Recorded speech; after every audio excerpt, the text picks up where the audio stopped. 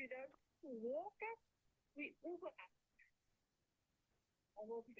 what age did you find out about this in GTA 5? Okay, so I'm just doing a quick tips on. Colleagues, please mute.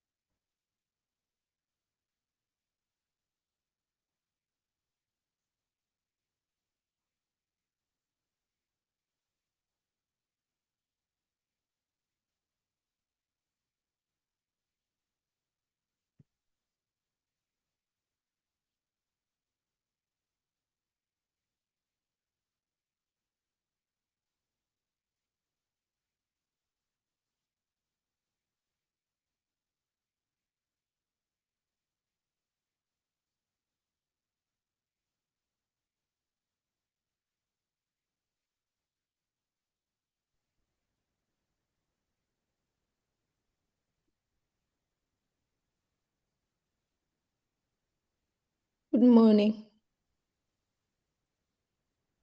Good morning. Good morning. Thank you very much. Let me check.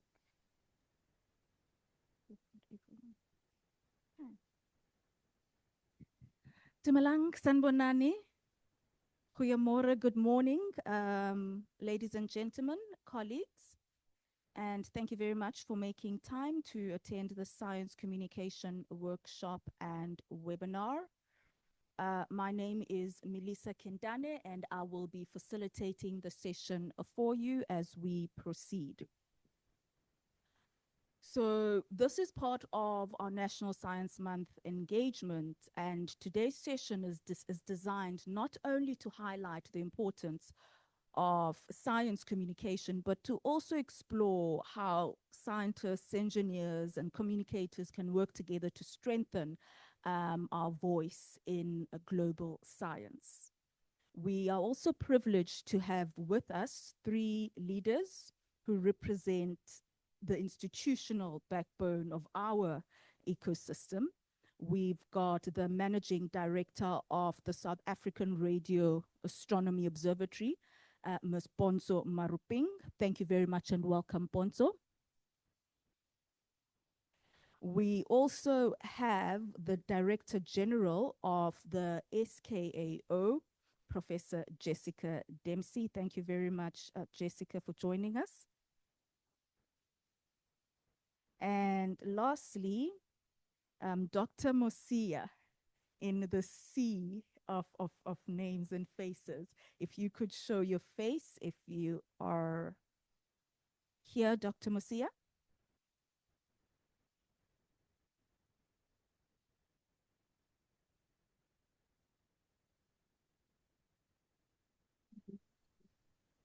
Okay, let me just double check on Dr. Mosia.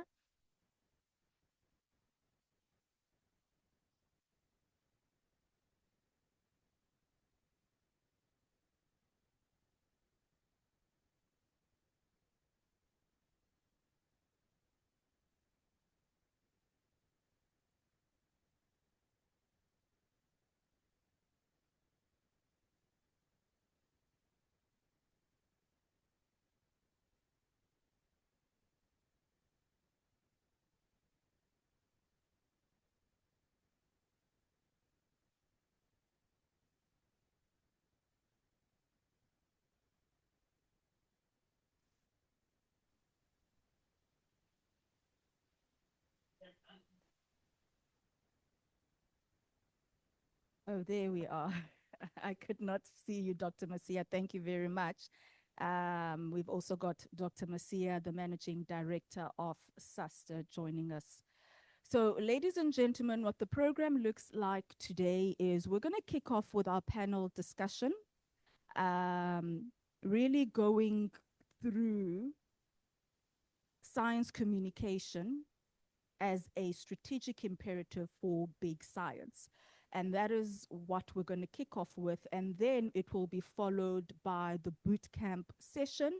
We've got a number of trainers you would have seen and speakers across the landscape of communication to assist us in how we would proceed with science communication going forward, looking at science communication from a science diplomacy perspective, from a narrative storytelling perspective, translating complexity, and of course, the innovative tools we utilize to drive science communication.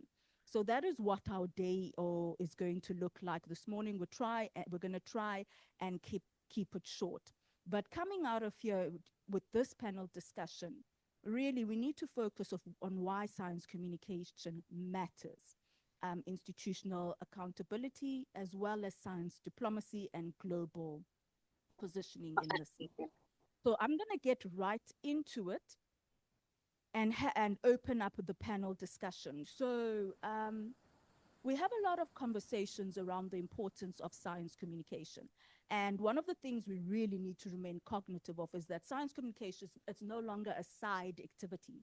It's central to the sustainability of our institutions. It's central to the work and the projects that we drive in the astronomy landscape, in the science landscape, as we continue to drive science without borders, as we drive investor relations, and really drive collaboration in the spaces in which we operate.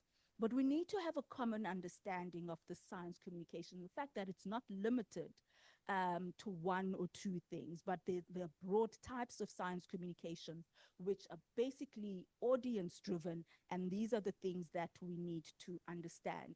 So I will be engaging with the panelists. It's not going to be a lecture, it's a dialogue. After which I will open up the floor, and if any of the audience members have questions for the panelists, at that point, we're going to have that engagement. So Ponzo, I'm going to start off with you. Science communication. Why is science communication a strategic imperative for our big science projects?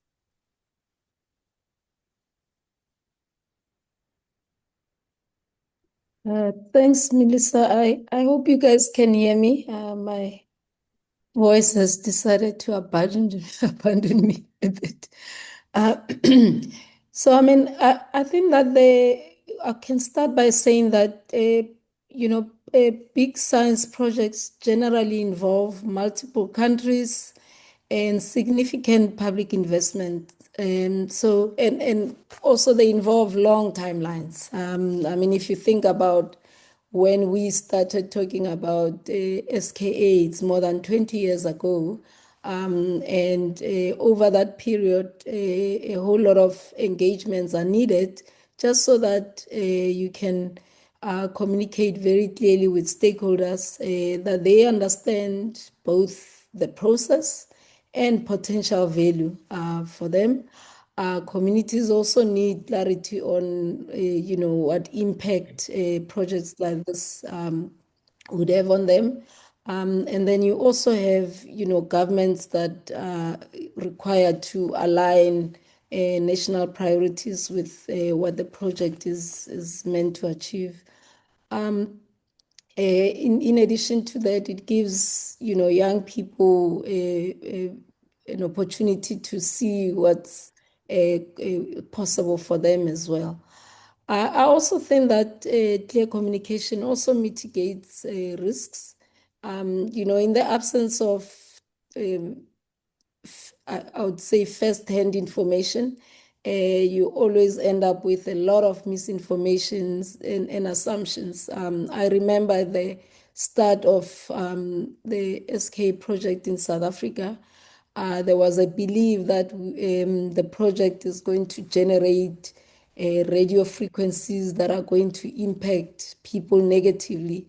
And we had to communicate repeatedly about, that actually we are not generating anything. The telescope is just receiving radio signals, and being able to inform stakeholders like that, it allows them to, it allows all of us to build trust so that the project has a long-term support going forward.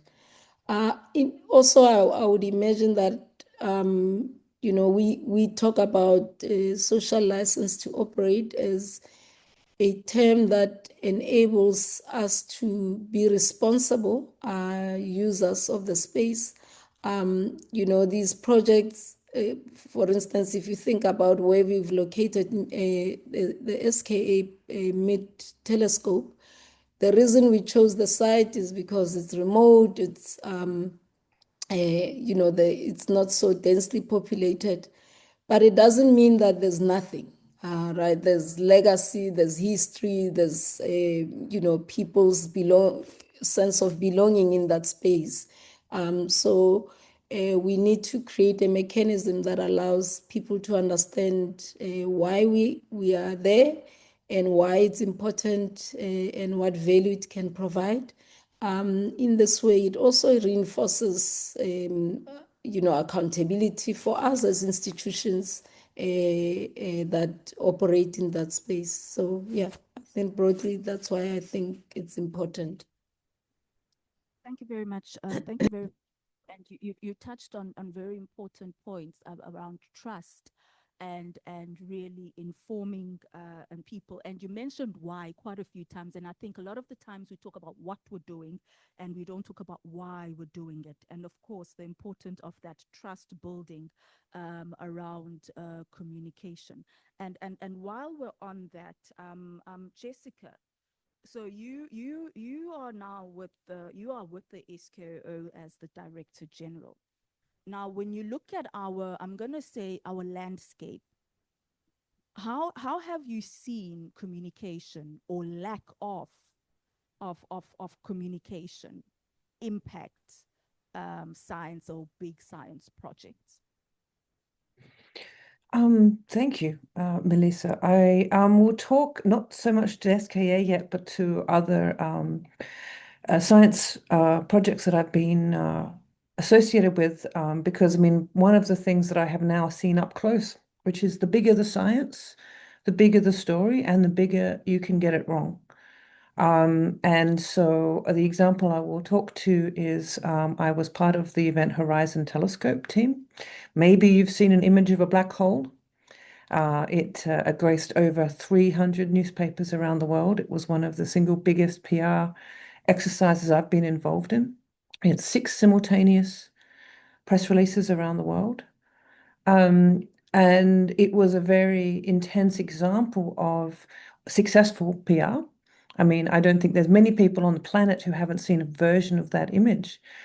And we spent a lot of time trying to make sure we could refine a clear way to describe what we were seeing for a global audience. It was also very clear to us that you don't own a story the minute you put it out. Suddenly it is in the public domain. You do not have control of that narrative anymore. And I think the strongest thing I'll say is an awareness of the fact that once this is out in the world, your inability to control that narrative and what they get excited about or what they latch onto, or in Ponso mentioned, what they might get wrong, is proportional to the scale of the story.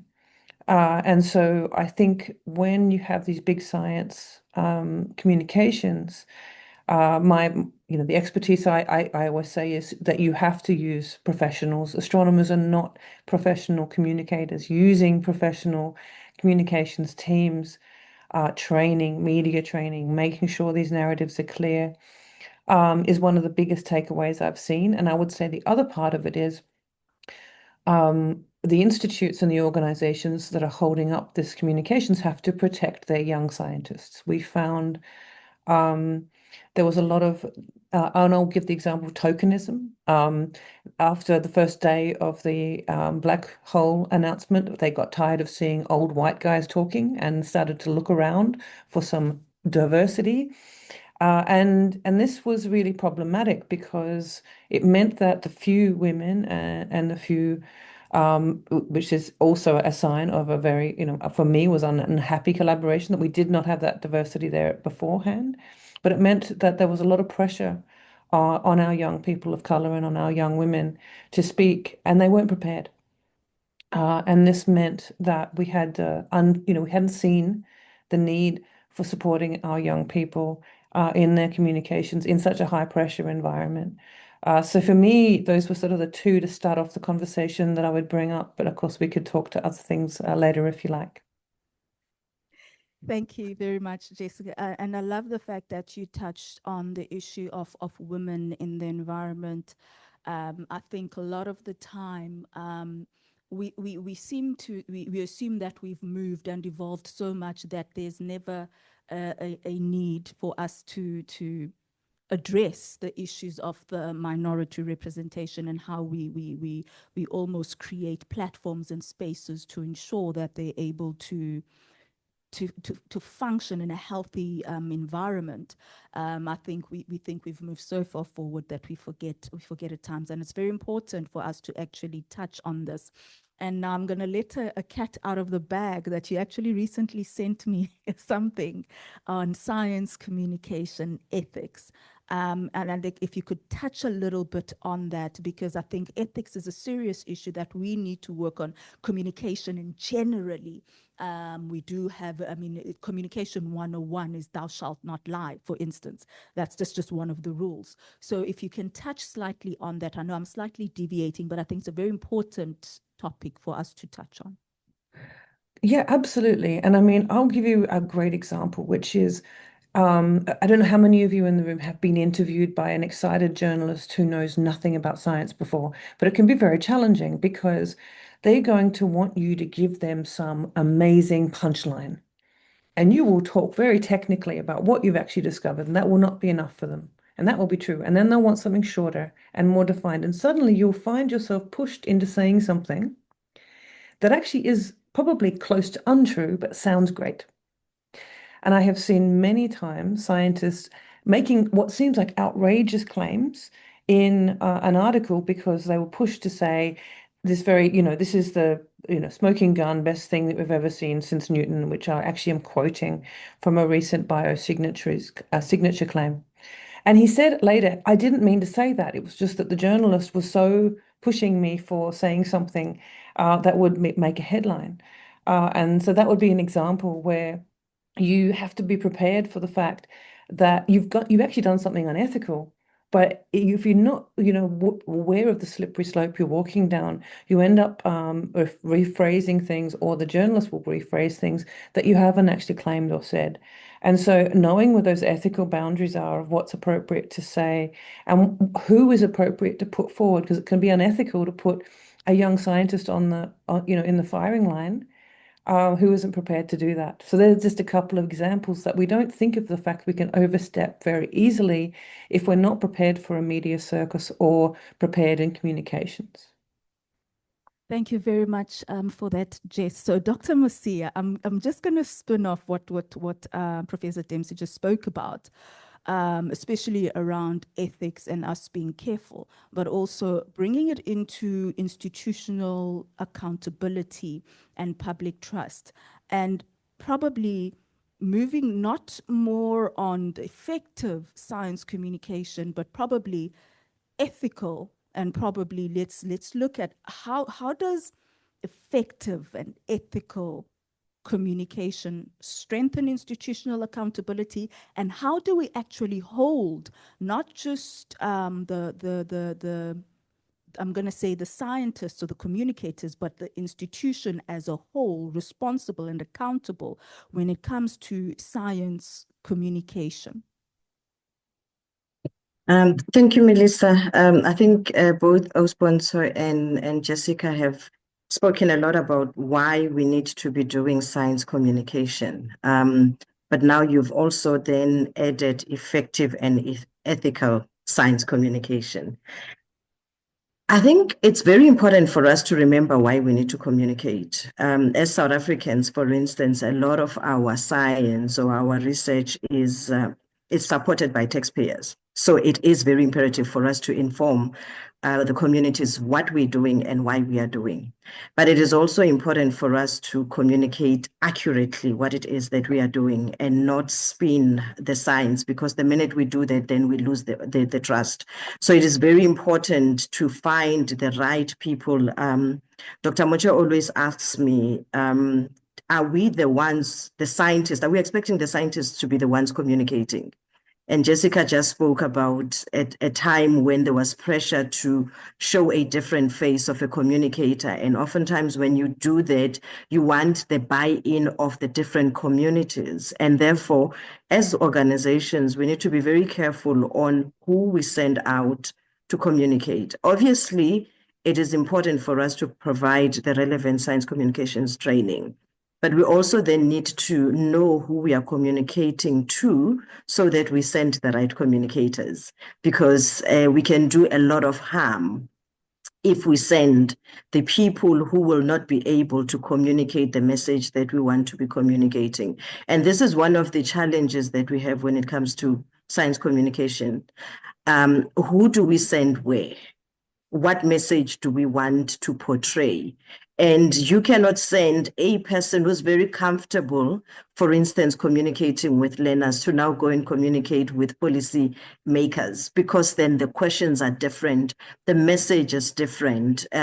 So it's very important for us to get the scientists and the researchers to be able to communicate. But then there's now a profession that in South Africa we are building, if I have to use that word, that profession of science communicators, the people who are able to communicate science and are trained to communicate science, and they can get the information from the scientists themselves and put it in a manner that the recipients would be able to receive it properly. So we need to then balance between getting the scientists to being the ones who are giving the message versus those who are trained to communicate and knowing the audience that you're communicating to. The main reason why we're doing the communication is to build trust. So we then have to use the right strategies that would enable us not to lose the trust as we're communicating. Thank you very much, Dr. Masia. And you've touched, I think, on something very important. Now you're moving into the space of audience and understanding who the target audience is. And it's not just about the content you develop, but also about who is actually delivering that. In fact, I think, Jessica, when we were talking, we went into a conversation around crisis communication. And basically understanding that in a crisis communication, you've got a different type of communicator than in day-to-day operations, et cetera, and that's very important for people to distinguish that for each type of target audience, you've got a different type of communicator. And I think where I'm taking it to, Jessica, is you operate in a space of, I'm going to call it science without borders, because that's what we tend to call it. And science, and I really want us to move into this discussion of around global science diplomacy. Once we start talking about science without borders and collaboration and working together and opening and sharing information, that's what we're moving into. Now, the SKA is often described as a global science diplomacy project or science on its own. So basically, science without borders. How has communication shaped its success, and how has communication broadly shaped the success of science diplomacy? Thank you. I mean, I think there's a lot to touch on there. I often say, is a bit of a trite phrase to explain that I say that, the SKA is a global experiment that just happens to be scientific. Because, you have this unprecedented collection of countries around the world who have gathered together to build something which has never before been attempted. And in fact was at the G20 last year in South Africa, where I was, where this really hit home for me, when I saw just how thrilled and excited all of these science ministers were standing there amongst the dishes. That a quote from the former Prime Minister of Italy who was there said, science is one of the last remaining bridges we have in our current geopolitical climate. And this really resonated with me because I think as astronomers, and I will just put my own hat here on, say, we've been a little unsophisticated in our communication up until now on a global stage. We sort of trusted that we could go in and say, hey, stars are cool, and get money. And it's gone beyond that now. We really need to make a far more, less naive and far more politically aware and very much more member and globally specific discussion towards our member and country stakeholders, because we are in challenging times and we do need to be aware of the geopolitical parameters in which we move. And I do think that a project like SKA has very much made a brand on transcending borders, and really that the strength of the commitment from such a diverse amount of countries shows how important this project is. So I think that has been very successful as a theme in that communication. But I do think we have to really make a more sophisticated argumentation for our stakeholders going into the future and adapt our communications as a result, because I think we can bridge barriers that are there in the world right now with science, but we have to do it with an awareness of those barriers and those borders, if that makes sense. Yes, thank you very much, Jessica. And it does make a lot of sense, because we're now looking at if we're looking at bridging those borders and breaching those, and really having that exchange, it becomes very important for these major science projects for us to be able to break down those walls. And maybe, Ponzo, from your perspective, what role have you seen SARAO play in actually breaking down those walls and really pushing and positioning, I think, South Africa, the content, and even science globally? I mean, if you think about how these type of projects, whenever there's collaboration with, let me broadly say, developing countries, it is almost like a donor and receiver kind of relationship.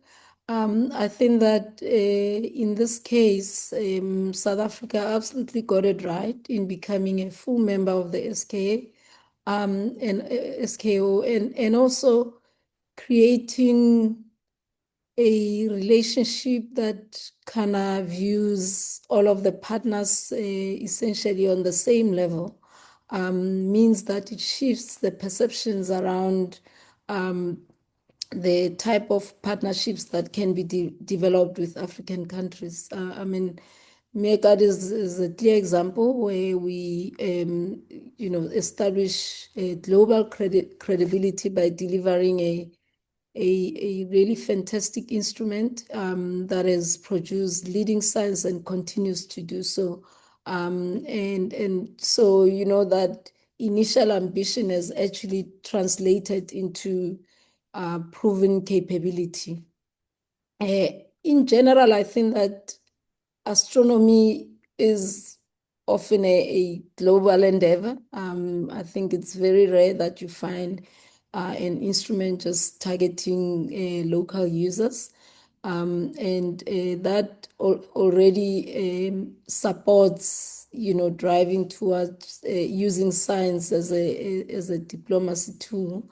And in this case, the partnerships have now evolved beyond just astronomy itself, where we're working with various countries on, engineering, on data science, on skills development, and on innovation. And therefore, these engagements build long-term relationship across institutions and countries.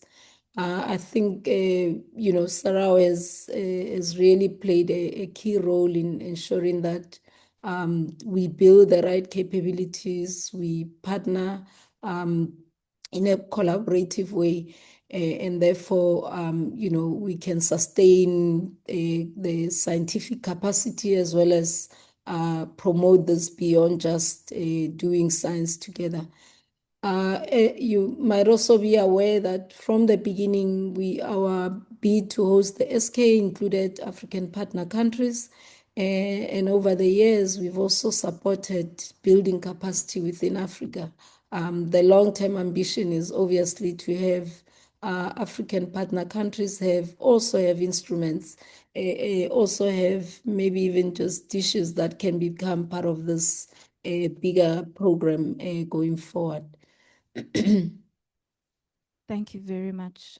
Thank you very much, Bonso, for that. I'm going to move very quickly to Dr. Mosia. SASTA is basically the custodian of science engagement and participation to an extent, and I'm going to say that in South Africa at this point. You'll correct me, Dr. Mosia. So we've been talking about science diplomacy quite a bit and the importance of science communication thereof. Is there a role that SASTA can play in science diplomacy or science diplomacy capital for Africa for that matter? And how would you envision that in practice? Thanks, Milisa. One of the strategic aims of the science engagement strategy talks about profiling South African science and the scientists thereof. And I think just to talk to your question, the role would then be profiling South African collaborations with international bodies and the scientists that are involved in those research. Science diplomacy in its nature is us doing research or collaborating with other countries in order for us to be able to solve common challenges that we may have and using resources that would enable us to go far. So the role then of SASTA thereof would be, and it's the role that we should be playing even in South Africa. Science communications training is very important, and we cannot therefore expect researchers in different countries to be able to communicate, more so communicating in a country that is not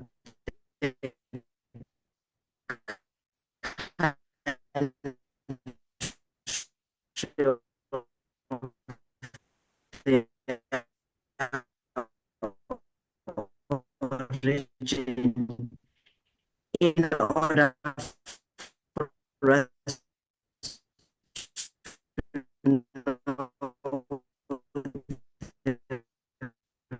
Dr. Mosia, I think we're losing connectivity a bit.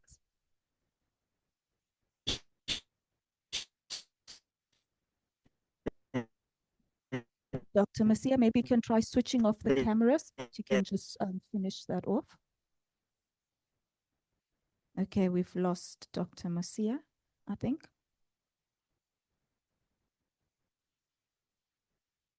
Okay. So we'll wait. Dr. Mosia will come back and join us. I think I will move on. Probably I'm going to jump to, let me jump to Jessica. So I'm going to jump right up to you, Jessica. So we talk a lot around science communication, and we talk about storytelling as a form of translating complex concepts for non-scientific audiences, etc.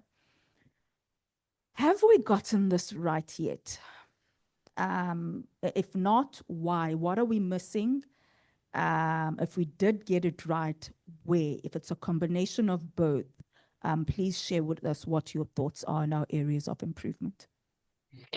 Sure. I guess I have an extreme view on this, which is that I don't think astronomers should be allowed to name things.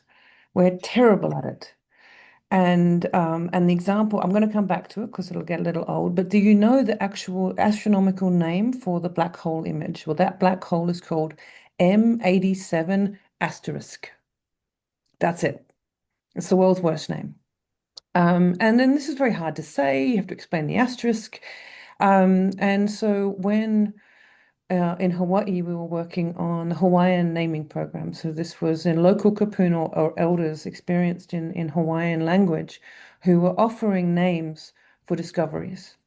And the name that they provided for the black hole image was Povehi, which is a word from the Hawaiian creation chant, and it means embellished, fathomless, dark creation. Essentially, one word that explains what we took 6 research papers to say. And what was interesting about it was how much it created interest in the community. The actual media response to the naming was almost as large as the image announcement. And this really was my first real experience of the fact that names and story captures imagination in a way that a lot of our technical language does not.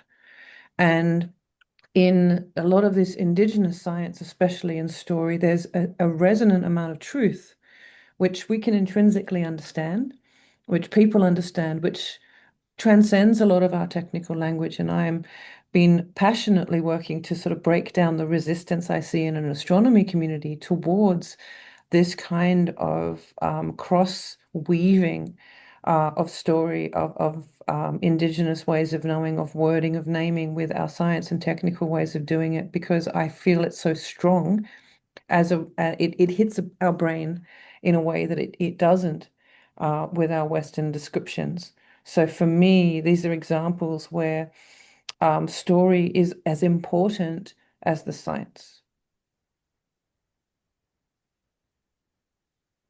Definitely, definitely. I just took scientists should not name things. And I held on to that. And I'll be walking around the passages saying, please do not name things. Leave that to the communicators. We'll deal with all of that. We are weaponizing you, Professor Dempsey. We are weaponizing.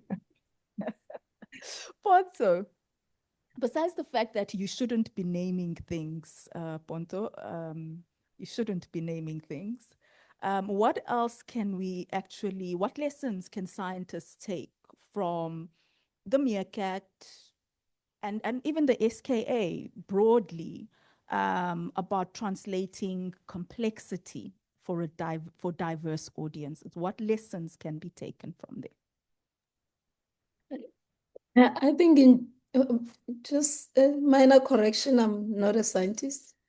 I feel like I should be allowed to name things. I mean, I think that in general, technical people kind of get lost a lot in the jargon and, and that's kind of understandable.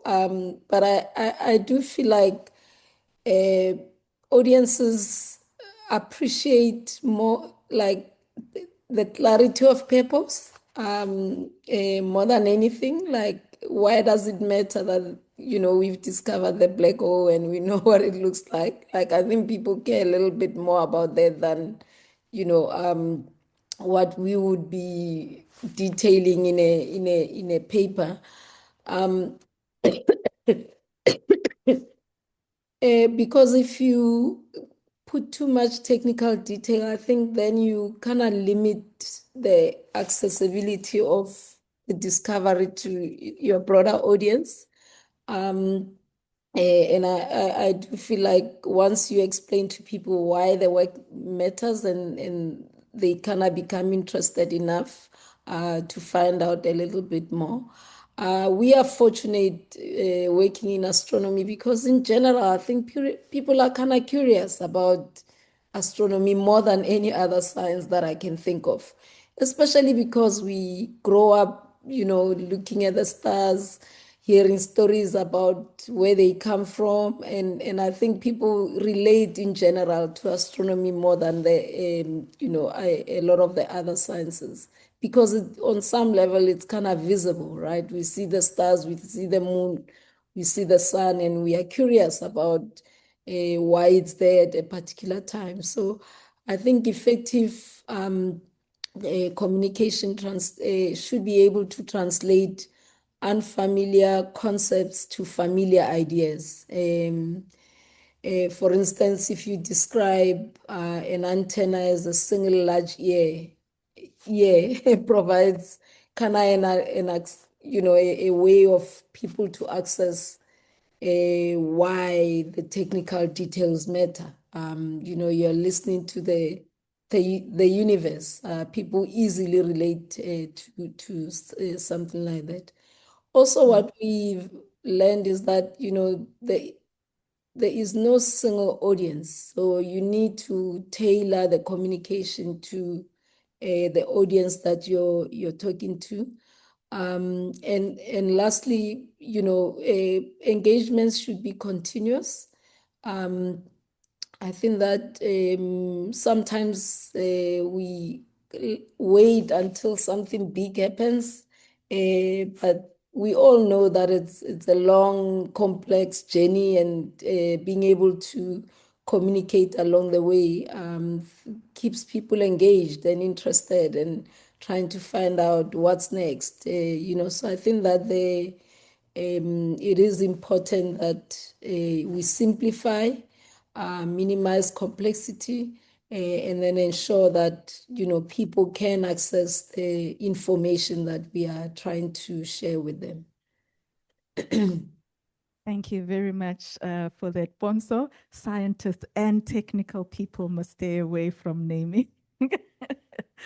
Listen, Dr. Masia, you're back. I think you can try to just maybe wrap up a bit on what you were saying around science diplomacy, but also then move that into basically how science communication can be scaled nationally and globally to reach, number one, the scientists, researchers, and the communicators who need to actually be empowered and trained, and how we can scale platforms like this.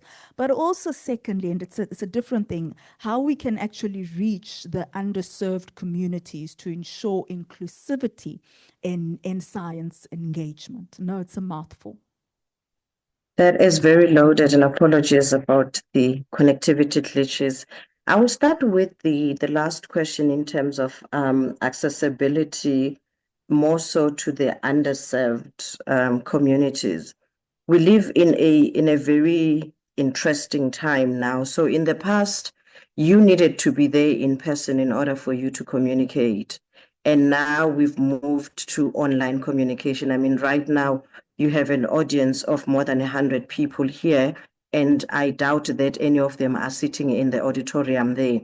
So we need to then start using these platforms to ensure that a conversation that was had on the 14th of July, 2026 can still be heard by somebody else 2 or 5 years from today. So making use of these channels is going to make sure it's going to enable us to reach a lot more audiences.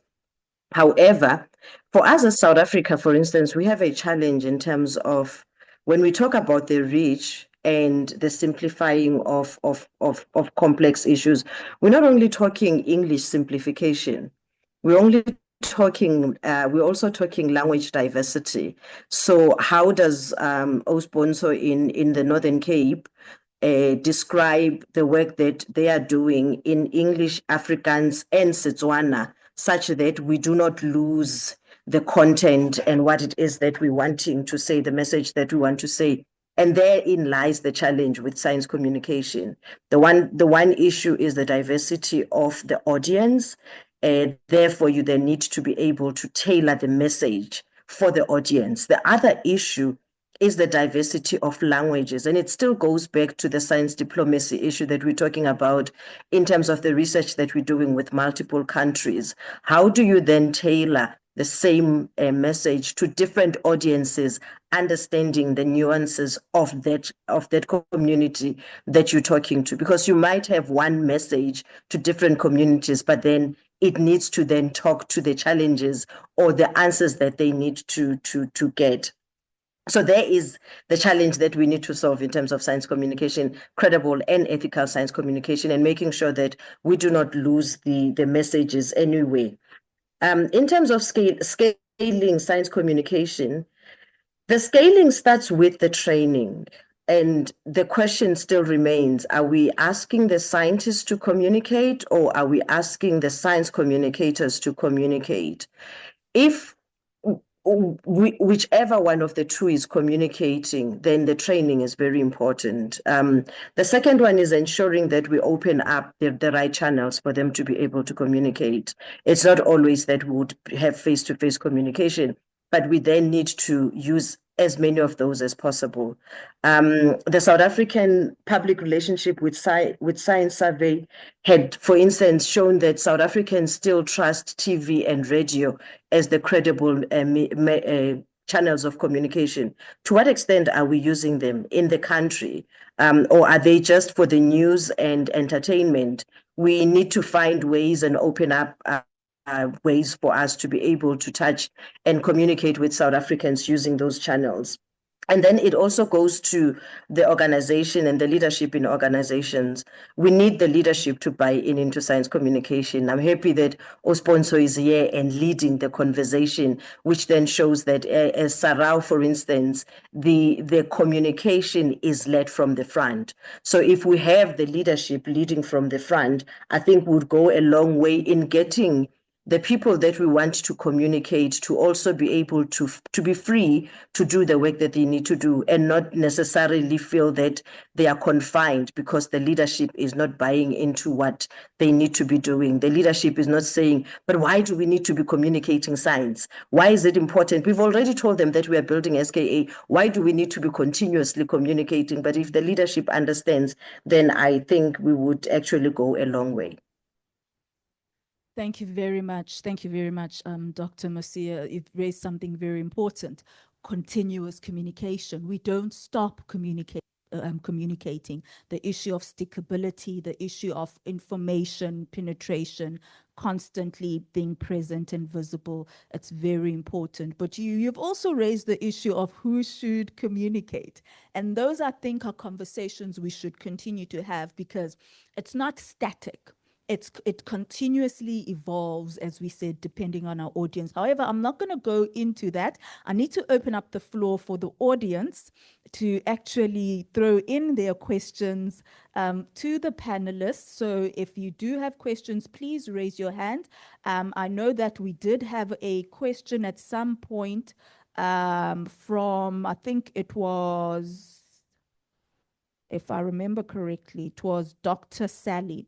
So Dr. Sally, if you're there, if you could please come up and just ask the question to the panel, and then we'll take it from there.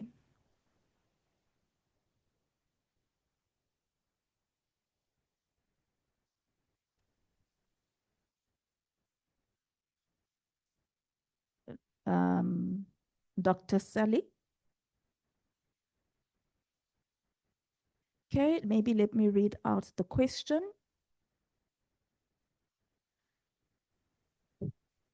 Good morning. Oh, there we go. Thank you. Okay, hi, good morning, everybody. Thank you so much for having me. So my question was, and thank you to everybody so far who has spoken. It's been extremely enlightening, and I've really resonated with everything everyone has said so far, especially in terms of the fact that there is a need for science communication, but we don't always have the floor. And so the question that I have today is, even though we are endorsing professional science communicators, I found that as a founder of a science communication agency, one of the main issues that a lot of organizations and institutions have is funding constraints. And so how do we go about that? Because we have a lot of organizations and institutions who have the need to have somebody come in and communicate the science that they're doing, but they may not actually have the budget for that. Okay. Thank you, Dr. Sally. I'm going to open this up to the panelists.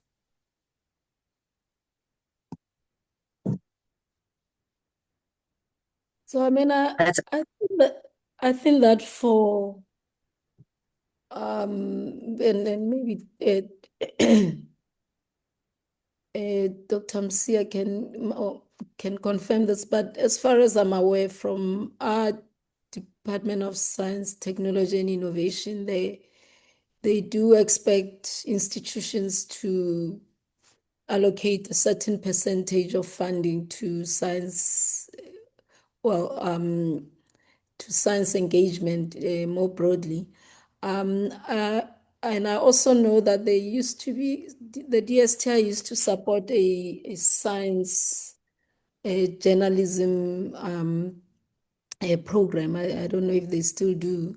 I don't know if we necessarily have figured out how to work with perhaps, external agencies like the one you're referring to, where you've set up a company to do this in a more seamless way. I think maybe that because that's the thing is it's not easy to find funding except if it comes from the programs that have already been established to do that. So yeah, maybe Mamuelet has more input that she can make on it.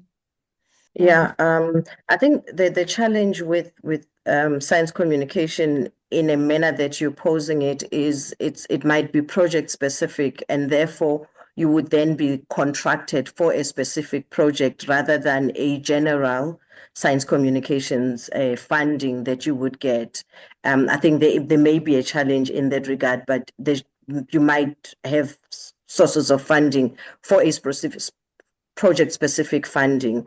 And yes, we still do support science journalism training. And we also, and this is a challenge, Sally, that Dr. Sally, that some of the graduates that we are supporting may face in the future. We also are supporting a postgraduate diploma in science communication because we also believe that there is a shortage of science communicators. And the question is, once they graduate, where do they go? And the idea was that they would go to organizations and assist organizations with their science communication. But then you say there are agencies that actually do science communication.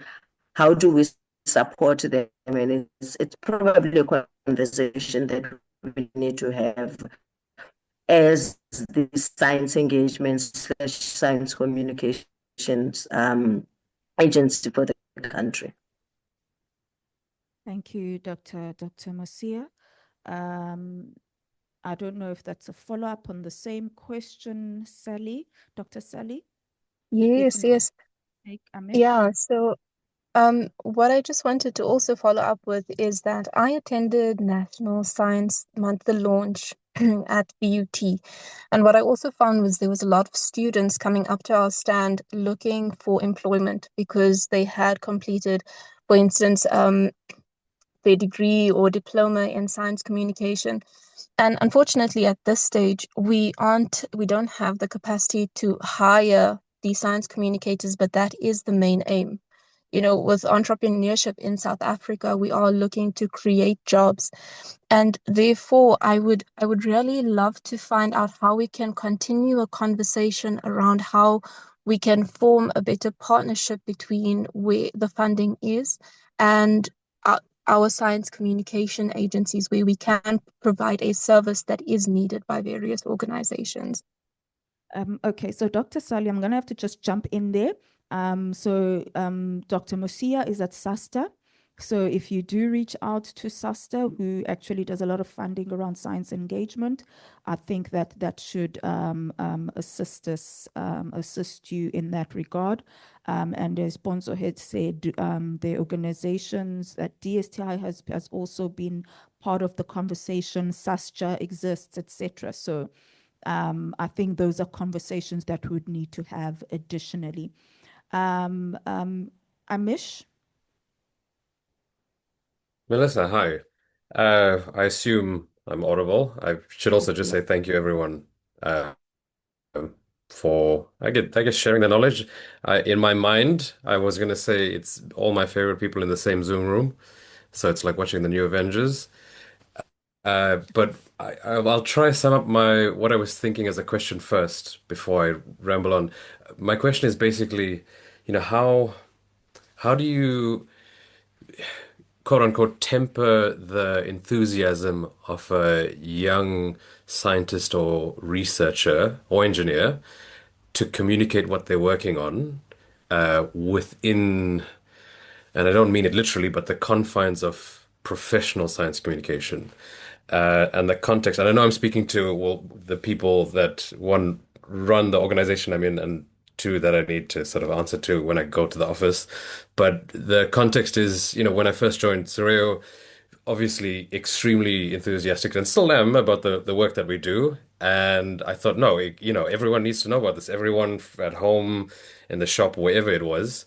And I just get to chatting with people, and people would say, "Yeah, do you mind, sharing your thoughts in written word from time to time?" And I go, "Yeah, sure, why not?" And I make sure, in my own mind, due diligence of I'm not sharing anything, what is it, confidential or anything like that. And I guess, I wouldn't say things like snowballed, but I it would reach a point where someone would say, "Oh, can you come and speak to me on the radio?" And I go, "Yeah, that sounds great." And when I received that, I go, "Oh, I should probably tell people at work about this." So, and needless to say, a lot of the people that I annoyed then are probably on this call now, so I'll say sorry again. But the question remains, how do you temper that enthusiasm by saying, "Please do it this way if you don't mind"? Okay, so I'm sure a lot of us want to respond to this, myself included. However, I will open it up first to the panelists.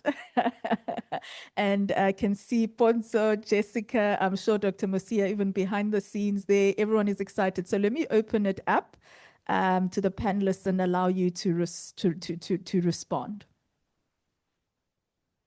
Ponzo, do you want to start? No, you go first. Okay, well, I'll start by saying I love crushing the hopes and dreams of young people. It's just so much fun. I mean, here's the thing. I was that young, enthusiastic person. I've put my foot in it myself, right, in these sorts of areas. I've made every possible mistake.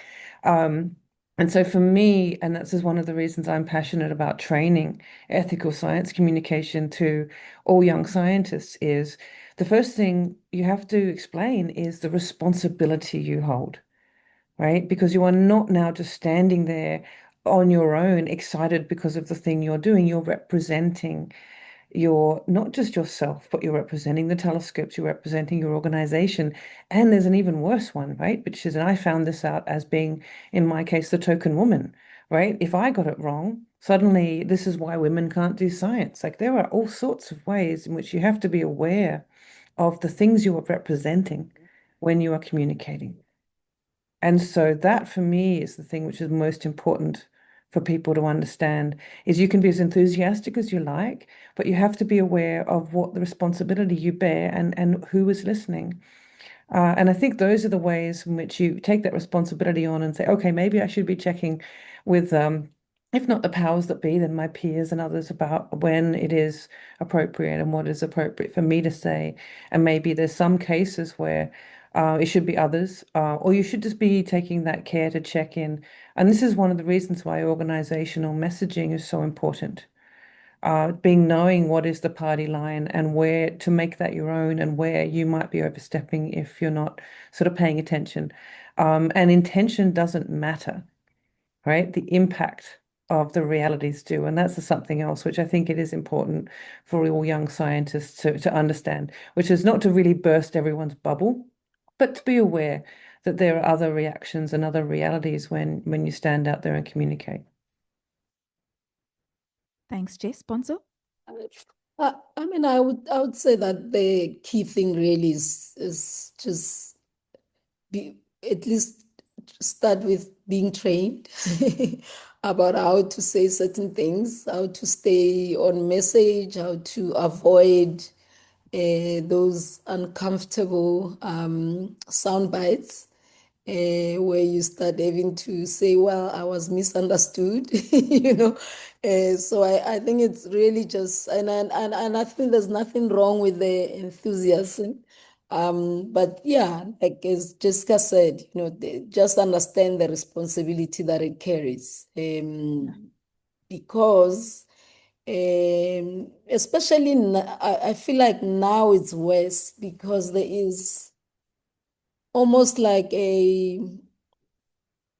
information travels a lot quicker. It gets shared in ways that you would not have even thought about when you first engaged, on that issue. So I feel like it is even more important that you really choose what you say and where you say it, such that it does not detract from the bigger objective that everyone is trying to achieve.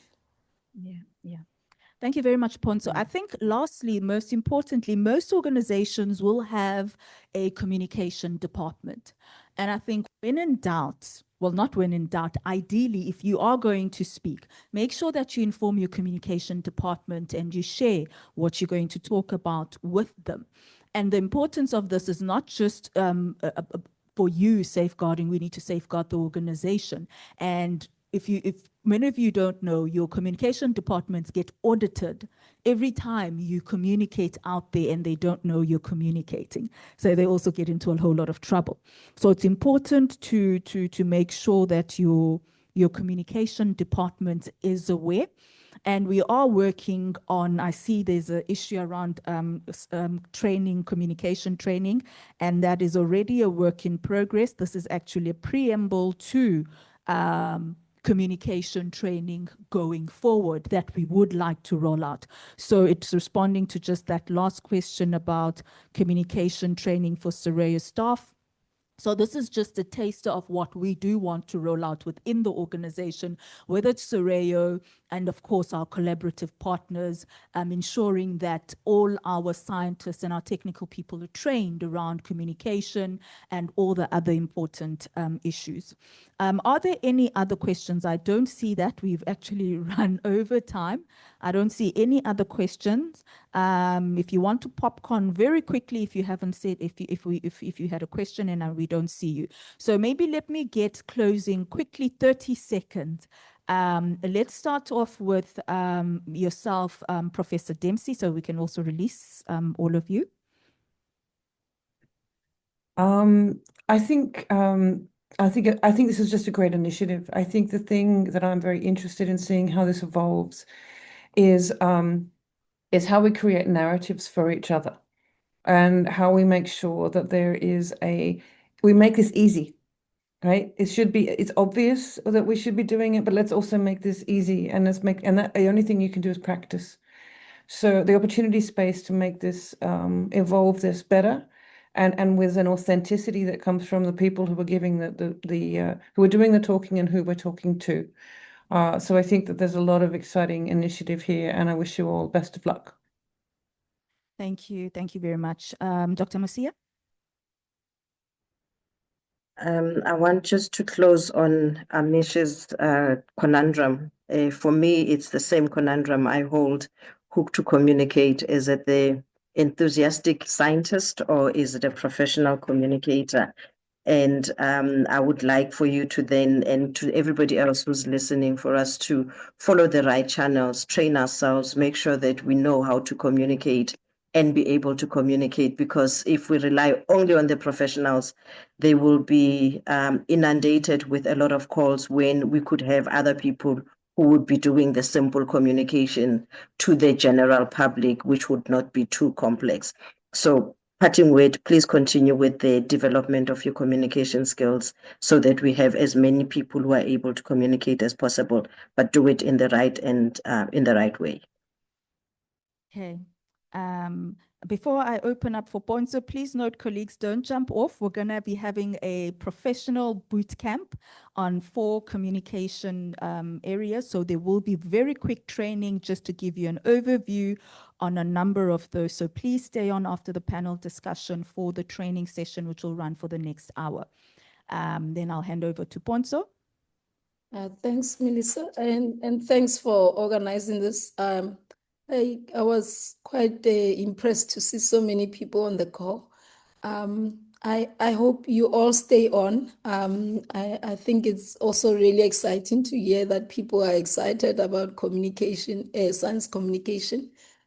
So this is really just the first step in terms of giving you the tools that are needed for you to be an effective science communicator. So all the best for the rest of the bootcamp, and yeah, I look forward to future engagements on the subject. Thank you very much, Bonso. And on that note, colleagues, I'm actually going to wrap this up and just say thank you very much to our panelists. We look forward to further engagements.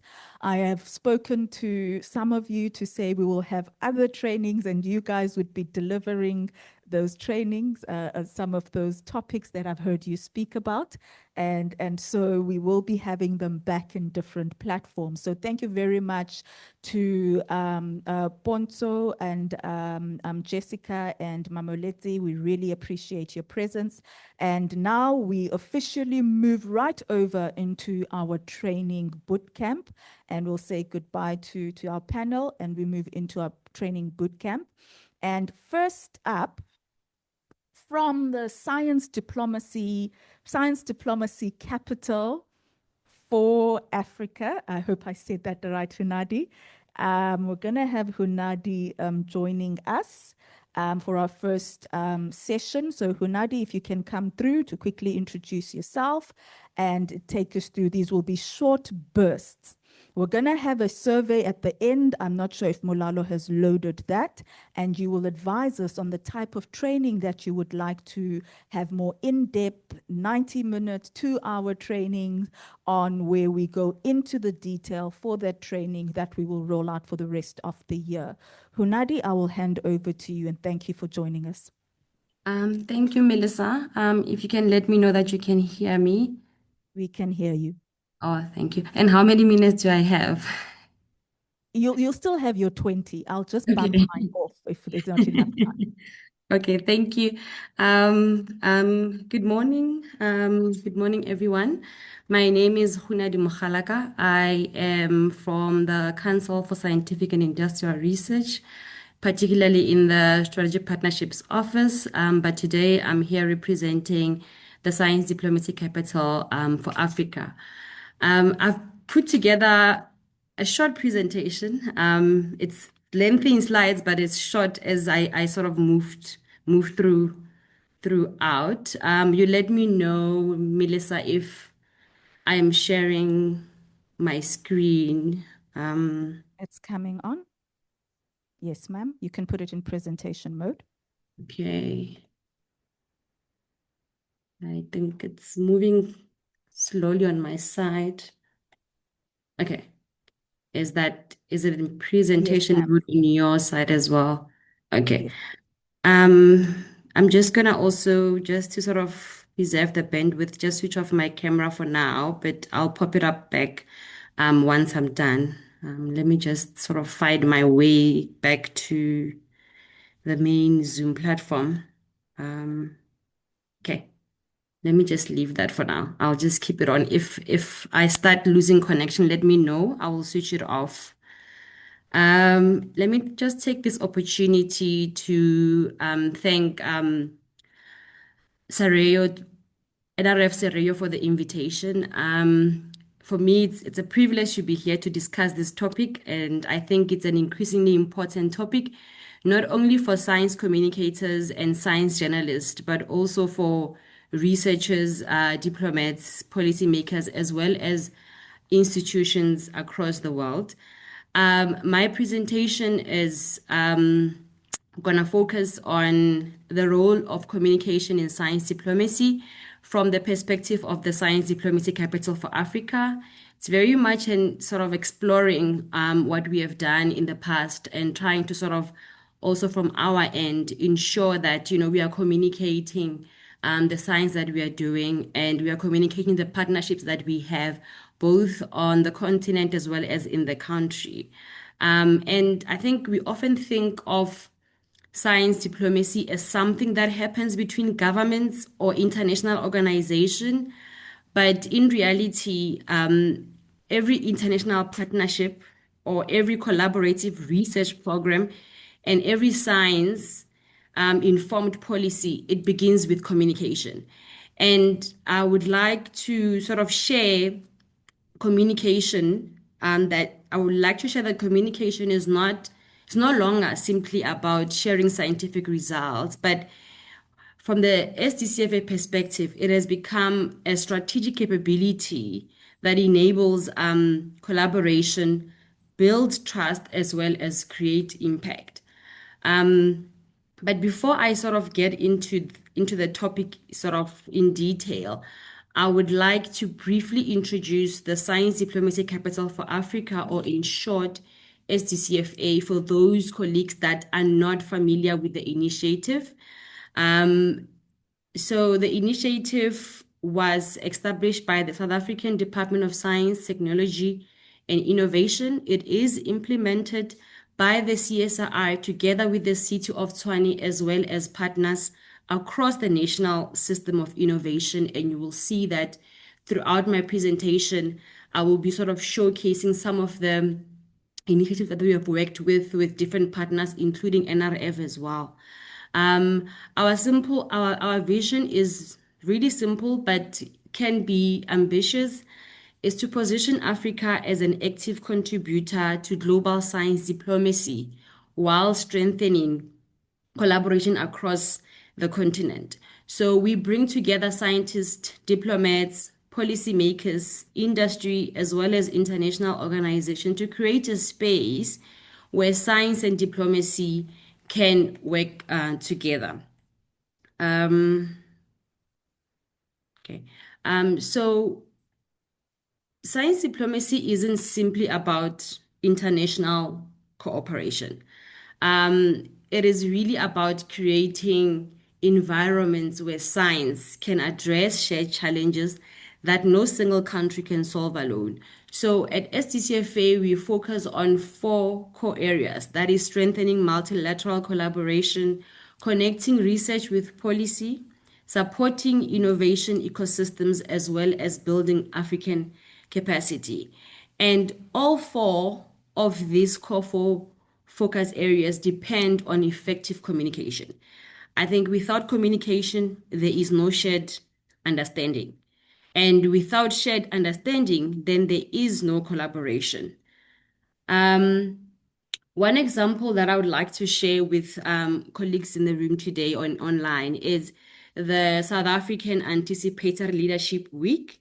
This is one example of communication in practice. The South African Anticipatory Leadership Week was executed through the Science Diplomacy Capital for Africa in collaboration with the Geneva Science and Diplomacy Anticipator. So this week-long activity brought together scientists, diplomats, and policymakers from 14 countries around the globe, mostly from the African countries. And interestingly enough, the most valuable outcomes didn't come from presentations alone. They came from dialogue. Participants challenged one another's assumptions. They discussed emerging technologies like quantum technologies and neurotech, and they collectively explored future scenarios. And from our end, this demonstrated that communication is not simply about transferring knowledge. It is also about creating understanding. I think the next example that I would like to share is the SDCfA Diplomatic Circle Breakfast for Africa. It's another example. And the objective here wasn't to showcase research. It was to create relationships, and we hosted this breakfast in collaboration with Outer NEPAD and the National Research Foundation in South Africa, as well as the Human Sciences Research Council. The event connected ambassadors as well as research institutions and development partners around Africa's shared science priorities. And conversation around STISA 2034 demonstrated how communication creates alignment before collaboration even begins. And then I think maybe let me move on to maybe last 2 examples that I have. The Science Diplomacy Summer School that is led by the Human Sciences Research Council. I think the inaugural one took place last year, and this is another capacity building pillar of science diplomacy. So a program like this help to develop future science diplomats. Yes, technical expertise are important, but equally important are communication skills. So skills like listening, negotiating, explaining complexity, as well as building consensus across cultures are some of the things that are explored through the summer school. And then moving along to the Science Diplomacy Masterclass. And this masterclass built on the foundation of communication. We launched the masterclass in 2024 as a side event to Science Forum South Africa. And we had our last one last year, 24th November, in collaboration with SKAO, NRF, SARAO, as well as Jester. I just returned from maternity leave about a month ago. So the pictures that you see here are not the ones from last year's masterclass. The pictures are from 2024. I think if I had managed to get hold of the 2025 masterclass, you will see Dr. Magnus presenting to the cohort for 2025 there. And so I apologize for that. But in terms of the masterclass, here participants learn not only about what science diplomacy is, they learn about how to communicate scientific evidence to decision makers. I mean, scientists often ask, how do I explain my research to a minister? And policymakers ask, what decision should I make? So communication bridges the two questions. And that is what we sort of try to achieve in the masterclass that we host. And then I think, if I'm not mistaken, probably the second last slide on this example, the World Conference of Science Journalists. We actually supported our local association of science journalists to host this conference, and mainly because we wanted to bring the conference closer to African science journalists. And we had seen that in other editions of the World Conference, the participation from African science journalist wasn't that much. So we thought that maybe bringing this conference closer to African science journalists would afford them the opportunity to engage through this strategic platform. But also, just to touch on what Dr. Mosia mentioned in her talk earlier, it was also about profiling the science that we have in the country and the continent. And for some of you that have attended the conference, you would have seen the excursions that were planned. It was around profiling the science that we have. There were opportunities for science journalists from across the globe to visit SKA in South Africa, as well as other scientific institutions within the province, Gauteng, as well as the Western Cape and surround. So we see science journalists playing a vital role within the science diplomacy ecosystem. I mean, they shape public understanding of science, they can influence trust, and they hold institutions accountable. And increasingly, journalists are also partners in ensuring scientific evidence reaches society in ways that are understandable as well as meaningful. And my next two slides are more of, informing the colleagues that we would like to partner with the colleagues in the room and online in terms of our engagements that are planned for the year and that happen on an annual basis. This year, we will be launching the Africa Science Diplomacy Conference. It's an upcoming conference which continues this journey. It aims to bring together researchers, governments, industry, and international partners. Again, communication is central. Conferences aren't only about presentations. They are about conversations that later become collaborations. And then lastly, I think we are all familiar with this one. SDCfA is a co-host of the Science Forum South Africa. It will be taking place just right after the Africa Science Diplomacy Conference. Same as Science Forum, the Africa Science Diplomacy Conference will take place at the CSIR ICC. So the Science Forum South Africa provides one of the continent's largest platform for this kind of conversation. So We see thousands of participants come together every year. And what makes Science Forum successful isn't only the quality of the science or the parallel sessions that happen there. It is also the quality of the engagement between people from different disciplines, but also from different sectors and also from different countries. So maybe just to move along in terms of what I want to share in terms of today's topic. I just wanted to start with this statement that, I mean, COVID-19 reminded all of us that excellent science alone is not enough. You know, vaccines existed, but misinformation also spread rapidly. Trust became just as important as scientific evidence, and the lesson was clear. Scientific discoveries only create impact when people understand them, when people trust them, and also act on them. So the same principle applies to science diplomacy. I just thought also maybe just to share what science diplomacy is. Science diplomacy, as some of you may be aware, sits at the intersection of three worlds: science, policy, and diplomacy. It helps government make evidence-informed decisions. It enables international collaboration, and it strengthens relationships between countries. But notice something. None of these three worlds would engage without communication. And I just want to draw on, maybe just to steal from the American Association for Advancement of Science, the three dimensions that they have, shared that define, those three worlds. Science in diplomacy, which looks at scientific evidence informing foreign policy. Science for diplomacy, which looks at science strengthening international relations, as well as diplomacy for science, which looks at international cooperation enabling research.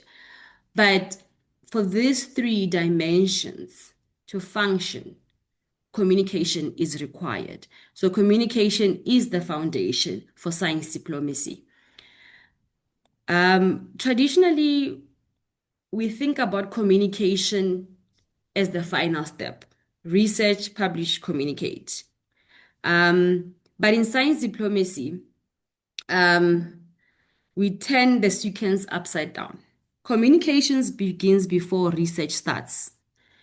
It continues throughout the partnerships, and it remains essential after the results are published. Communication, therefore, is not an output. It is an enabler in science diplomacy. And this is demonstrated by the following info diagram. The slide shows communications throughout the entire science diplomacy life cycle. It begins with building relationships, then identifying shared challenges, then co-creating research, translating evidence into policy, sharing knowledge broadly, and finally, sustaining partnerships over many years. So communication never disappears from the process. So one of the biggest challenges for scientists is recognizing that different audiences ask different questions. Scientists ask what evidence, policymakers ask what recommendations, diplomats ask what strategic implications, industry can ask about opportunities, and communities can ask about, relevance. The science sometimes can stay the same, but what changes is how we communicate it. And I think at SDCfA, looking back, communication has enabled us to bring together diplomats and researchers to establish new international partnerships while strengthening Africa's visibility globally, as well as creating, networks that last. So communication has transformed meetings into partnerships. That is probably the most valuable lesson that we have learned at SDCfA.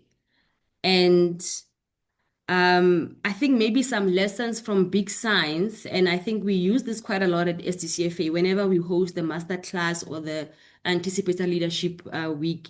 I think this has been engaged on in the previous panel session. I mean, institutions like SARAO, SKAO, and SEN, they provide excellent examples of science diplomacy in practice. They involve many countries, significant public investment, and long-term international cooperation. But their success depends on much more than engineering excellence. They require continuous communication with governments, funders, communities, researchers, and the public. So communication becomes part of the scientific infrastructure itself, and without it, sustaining these large collaborations would be extremely difficult. And I think on my last slide, I would like to just leave you with, a question. Are we ready for the next era of science diplomacy? I mean, we have artificial intelligence, digital diplomacy, immersive communication, citizen science, open science. These technologies are changing how people access information and whom they trust. And the challenge for all of us is not simply communicating more, it is communicating in ways that are trusted, ethical, inclusive, and evidence-based. So organizations that succeed in future will probably be those that communicate just as effectively as they innovate. I just like to maybe just conclude with one simple message, to say that every international partnership begins with a conversation. Every collaboration begins with trust. Every policy begins with evidence that someone understands. Communication is therefore not a simple function for science diplomacy as we have seen in SDCfA, but it is a bridge that, science and society, it's a bridge between science and society, between research and policy, and ultimately between knowledge and impact. Thank you very much, Milisa. I hope that I'm still within the 20 minutes allocated to me. You Thank you left very it much. far behind. But it is well, I am not in the same room. So quickly moving into probably the Q&A. Thank you very much, Hunadi, for sharing a bit about Science Diplomacy Capital. I'm sure it's very, for Africa, I'm sure it's very useful for our colleagues and the people online who may be interested in participating in some of these platforms. So I'll open quickly for 2 minutes because we've run out of time. Are there any questions for Hunadi at this point in time? No, there are more than 100 people, so I'm struggling to move through, so I'll just quickly check. If there are no questions, thank you very much, Hunadi, for sharing that information with us. Please do stay on if you can, and we saw your details.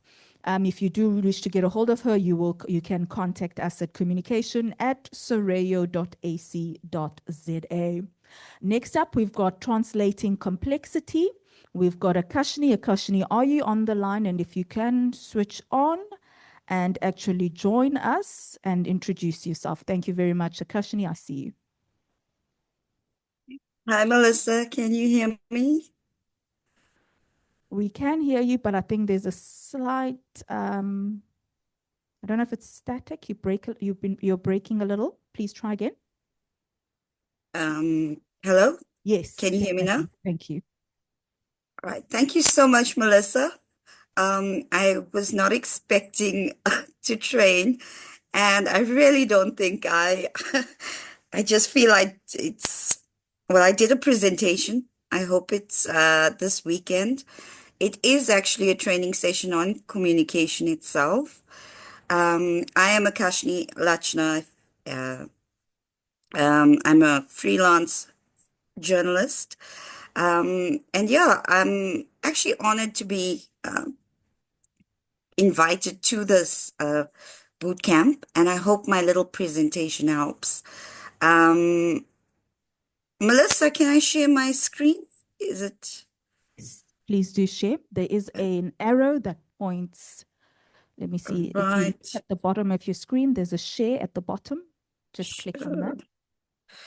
Share. It's sharing your entire window. Am I? Melissa, you've put me in a very nervous position, I have to say. Okay, perfect. All right, a little bit about myself. So Akashni, I'm you're sharing something else. You're not sharing a presentation where you can see a screen written downloads. Is it? Yeah, so you Okay, need to stop sharing, then stop click on sharing. share again. Then look for your application window. Okay. Are you seeing it now? Yes, ma'am. All right, perfect. Guys, let me just apologize. I'm not a presenter.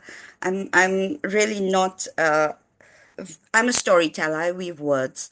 So a little bit about myself. Science, I think it was at the WCSJ. I had met, well, I did a session with Adrian Tiplady, Kevin Govender, and Professor Gupta. And science was really not my forte. I was just touching base. And I was amazed at what Africa has to offer. It became my passion. So I'm here to discover you and your work. Really, who I am doesn't matter, but you are amazing. So this presentation takes you through how I think as a storyteller. So what is normal for you is alien to me. This is the truth. You're never going to find a journalist that understands science to the level you do, simply because it took you years to become an expert in your subject. So this little presentation is to figure out how I can discover you by translating your complexities into clear understanding. So this is me. I'm alien in your world.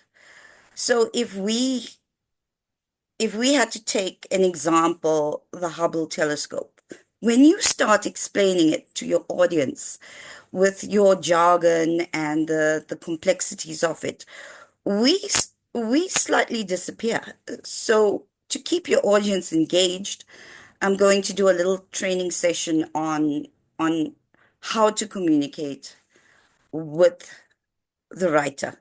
This is my portfolio. It started off with pure passion, taking African science to the world. I'm completely self-funded. I mean, it has to be a passion. We wait months to get paid. So I have a portfolio in Nature Africa, astronomy.com, International Tax Review, Physics World, and I plan on increasing that because Africa is amazing. Your science is amazing. For this session, I'm introducing assignment desk. I've heard there's a lot of issues on actually communicating, getting science out there, and apologies, and basically putting you in touch with the right communicator, the right person that can take your science to the world. And assignment desk has been launched for this particular reason. I will put the link in the comments section. So let's get into it. I'm really not a presenter. I'm more of the questioner. So your science isn't boring. I don't know if you've ever been, as an expert in science, a journalist comes up to you and asks you, how tell me what you do. And once you start speaking, their eyes glaze over. They don't know what you're speaking about. So you need to understand your audience doesn't have the mental scaffolding to understand your science. Today, we're going to build that scaffolding in this 20-minute session. Obviously, there's more in-depth training to come along, but for this session, I've kept it very brief. Scientists often think they need to explain everything, but you've worked years for your knowledge. You just need to focus on the significance of a thing. So this is my rendition of, of an iceberg. So on the top, you've got the discovery and what matters. Then you've got everything else. So you've got the equations, statistics, calibration, instrumentation, error analysis, and there's the galactic line. What needs to be communicated is just the discovery and what matters. Everything else, this is what would lose your audience unless specifically requested. So I'm introducing my bridge concept for the first time, how I have ensured that the science is communicated correctly, accurately, ethically, without losing the audience. There has to be a sort of bridge between the expert analysis and what the public understands.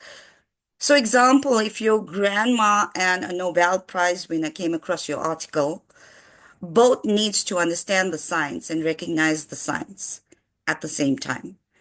So with the bridge concept, we're going to begin with the problem, remove unnecessary jargon, introduce one new idea at a time. Don't lose the wonder.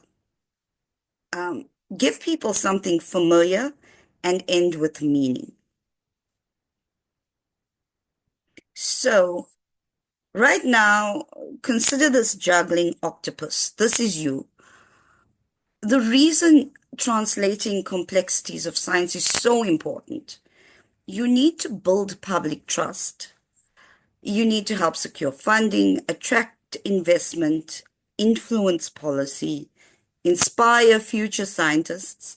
And much like me, we are all interested in what you do. We just need to understand what you do and what makes it so valuable to day-to-day life. Create new partnerships and turn discoveries into real-world impacts. So first, you need to begin with the problem. When it comes to communicating your science, instead of astronomers have identified a supercluster, so yes, that's interesting, but start with the problem. For decades, astronomers knew something massive was hiding behind the Milky Way, but they couldn't see it. Now, I'm using my Meerkat supercluster discovery. It has appeared in astronomy.com and Nature, so I've used this as a case study for today's training. When you begin with the problem, you let people know in simple English what astronomers face, the difficulties you have faced. It kind of gives a visual picture of what's happening. Next, remove unnecessary jargon. So I don't know if I can share. I'd love to show you what the paper looks like. And if you have access to the paper, please do open it. Had I published the story in the way the paper was published, your public would have lost interest in the first few minutes. Not because it's not an interesting paper, it's because we don't understand the jargon you use. So there's a lot of phrases. I'll use simple phrases like galaxy overdensity, zone of avoidance, large-scale cosmic structure, Meerkat, radio, infero, what. The reader doesn't need those immediately. Instead, translate them if you can. A part of the sky hidden behind the thick dust and stars of our Milky Way. It's translated. Anybody from a 5-year-old to a scientist understands what you're saying here. An unexpected crowded region of galaxies, or the Meerkat combines signals from dozens of radio dishes to act like one enormous telescope. The science is not lost here. It's just the language has been simplified so that anyone that comes across the piece, the science is accurate, but they understand it and it inspires future scientists. In Africa, we need to inspire the young generation. And the only way we can do that is to speak in a language that is easily understood. So introduced one idea at a time. So if you are going to communicate your discovery, don't explain, uh, in this example, radio astronomy, Meerkat, the Milky Way, the Great Attractor, all in one paragraph. Instead, layer your story. So paragraph 1 should be, there was a mystery. 2, astronomers looked behind the Milky Way.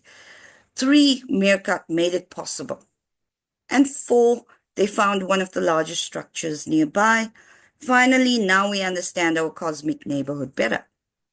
Every paragraph answers one question before introducing another. And that's how readers stay with you. Moving. As you can see, I've gone crazy with 3D models. I apologize for that. But really, don't lose the wonder. I find that scientists sometimes become so familiar with their discoveries. Really, you guys forget how extraordinary you are. Coming from the outside, I don't understand your science, the technicalities, but it's so intriguing. And you are amazing.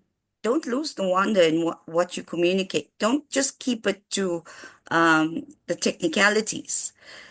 Instead of saying the observation revealed a supercluster, frame it as astronomers uncovered one of the largest structures in our cosmic neighborhood, hiding behind our galaxy. It's still accurate.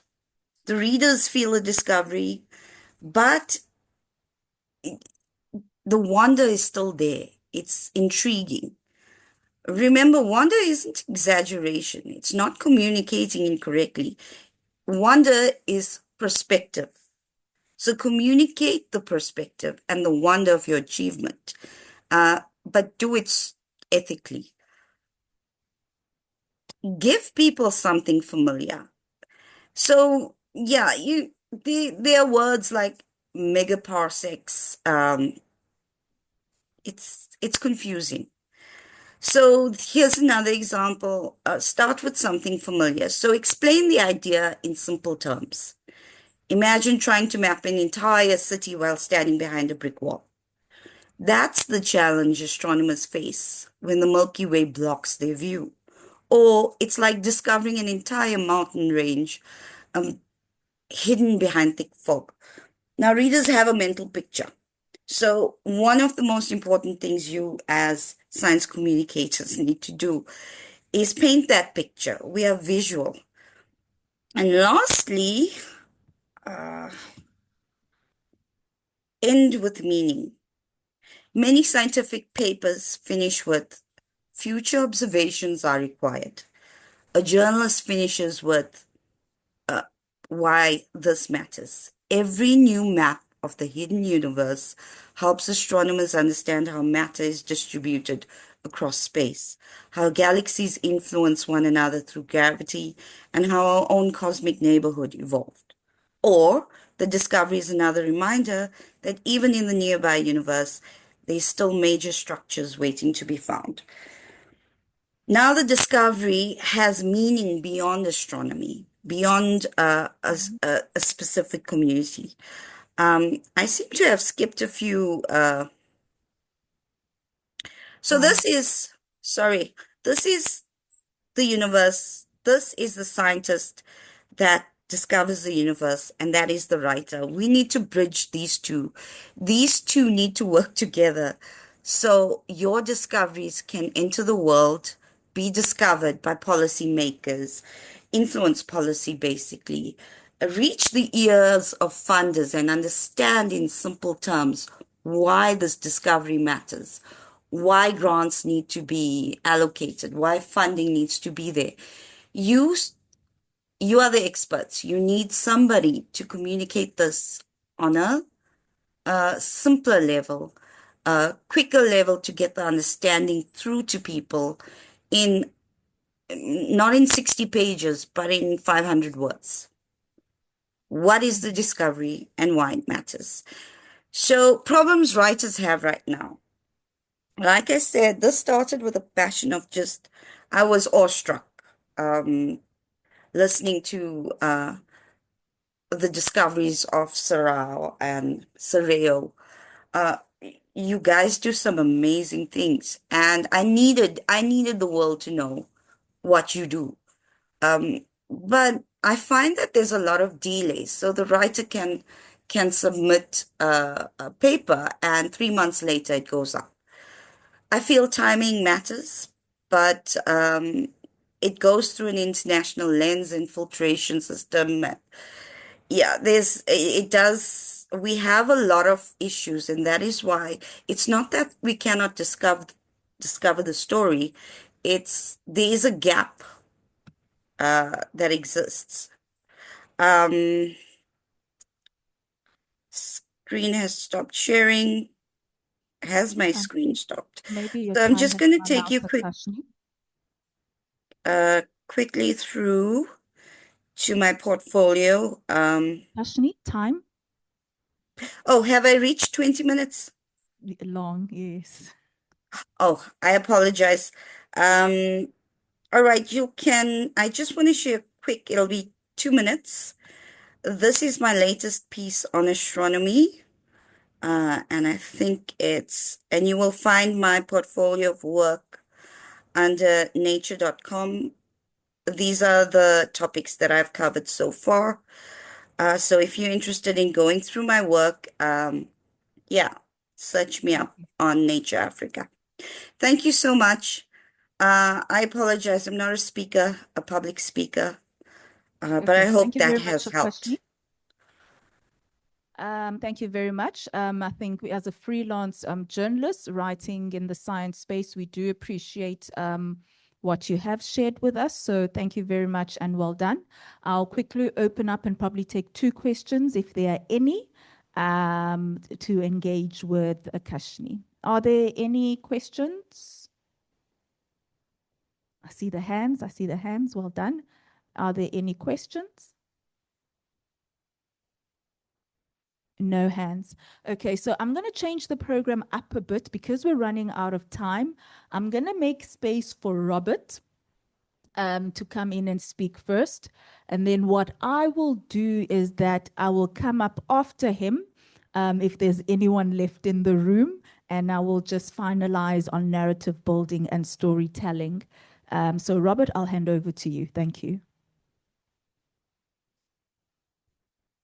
Thanks very much, Milisa. And yeah, really fantastic morning and lovely to listen to all the presentations and the debate. I think these are really critical questions and we're looking forward to yeah, taking these conversations further. So with a little bit of time that's left, I'm going to just share some of our experiences. We were asked to look at innovation, tools and tips for effective, and we've just added an ethical science communication. It's really critical that we are using our science to build a better world, and that's where that comes in. So I just want to sort of throw into the mix a radical idea. It was kind of tempered a little bit by the conversations this morning, where there was a lot of warnings about how dangerous it can be to talk into the public space and the media space. And I certainly acknowledge when you've got big projects with lots at stake, it is really critical that we think carefully about our science communication. But I would hate for anyone to be scared off the possibility of getting involved in communicating their science. I have loved Akashni's conversation, and I think there are fantastic tips and fantastic ways in which science journalists can bring something that a scientist cannot. But I also know that it's a big jump from being somebody who doesn't communicate their science to being someone who even reaches out to a scientist. So this is really a statement to say you as a scientist are enough. It's about building trust. It's about inspiring people. It's about starting conversations. And step one is to show up, and from there the learning begins. So you've learned how to be a scientist. Now it's about learning how to be a communicating scientist, and all of the elements of today's session are part of that learning that has to take place. So I wanted to share a few little principles and a pathway for you. I was asked to share some tools. And so I'd like to sort of put 3 ideas into the space. One is about thinking differently, thinking differently from how you've learned to think in science. The world of science dominated by one way of thinking, but the world of communication is a very different kind of thinking. The second is about moving between those two worlds, and it's about translation. So bringing that as a concept, realizing that one is translating. There's often language about dumbing down or simplifying, but what one's really doing is to take work from one world into another. And thirdly, to just say that you're not alone. There is support, there are networks, and there's amazing technology that is available to help you do this work. So the first one was about thinking different. The problem with science, the power of science is its ability to focus down on a very few things, exclude all of the uncertainty around them, and make some very strong statements which stand up and stand the test of time. But not everybody is building knowledge in the way that you do as scientists. And so what we want to do is to understand that everybody sees the world from their perspective, not always from your perspective. One of the things that we always do as scientists is to make sure that the story is comprehensive. But in fact, if you try and share too much information, you lose your audience. And so we really need to think about how to frame a message for an audience, not have to say everything, just the stuff that really matters to that audience. And then, in fact, as Akashni says, keep the wonder, share the passion and your perspective, but know that it's not the only perspective, because all of your audiences come with their own perspectives. Principle 2 is about translation. We're talking across cultures, and I think it's really useful to sometimes think about this as an exercise of not having a common language. So how do we find that common language? And the common language is found through stories and storytelling. Science is a storytelling exercise in itself, but it follows a particular structure. And what we really want to do is to make sure that we can tell stories that everyone can engage with, whether they are policymakers and whether they are school children. Those are different stories, of course, and you've got to learn to select the right story to carry the messages that you want to carry. But it's about translating between you and another audience. And that was some work that we've been excited to do over the last decade or so with the SKA initially, and now with SARAO. And then the third principle is around building relationships. As I said, you're not doing this on your own.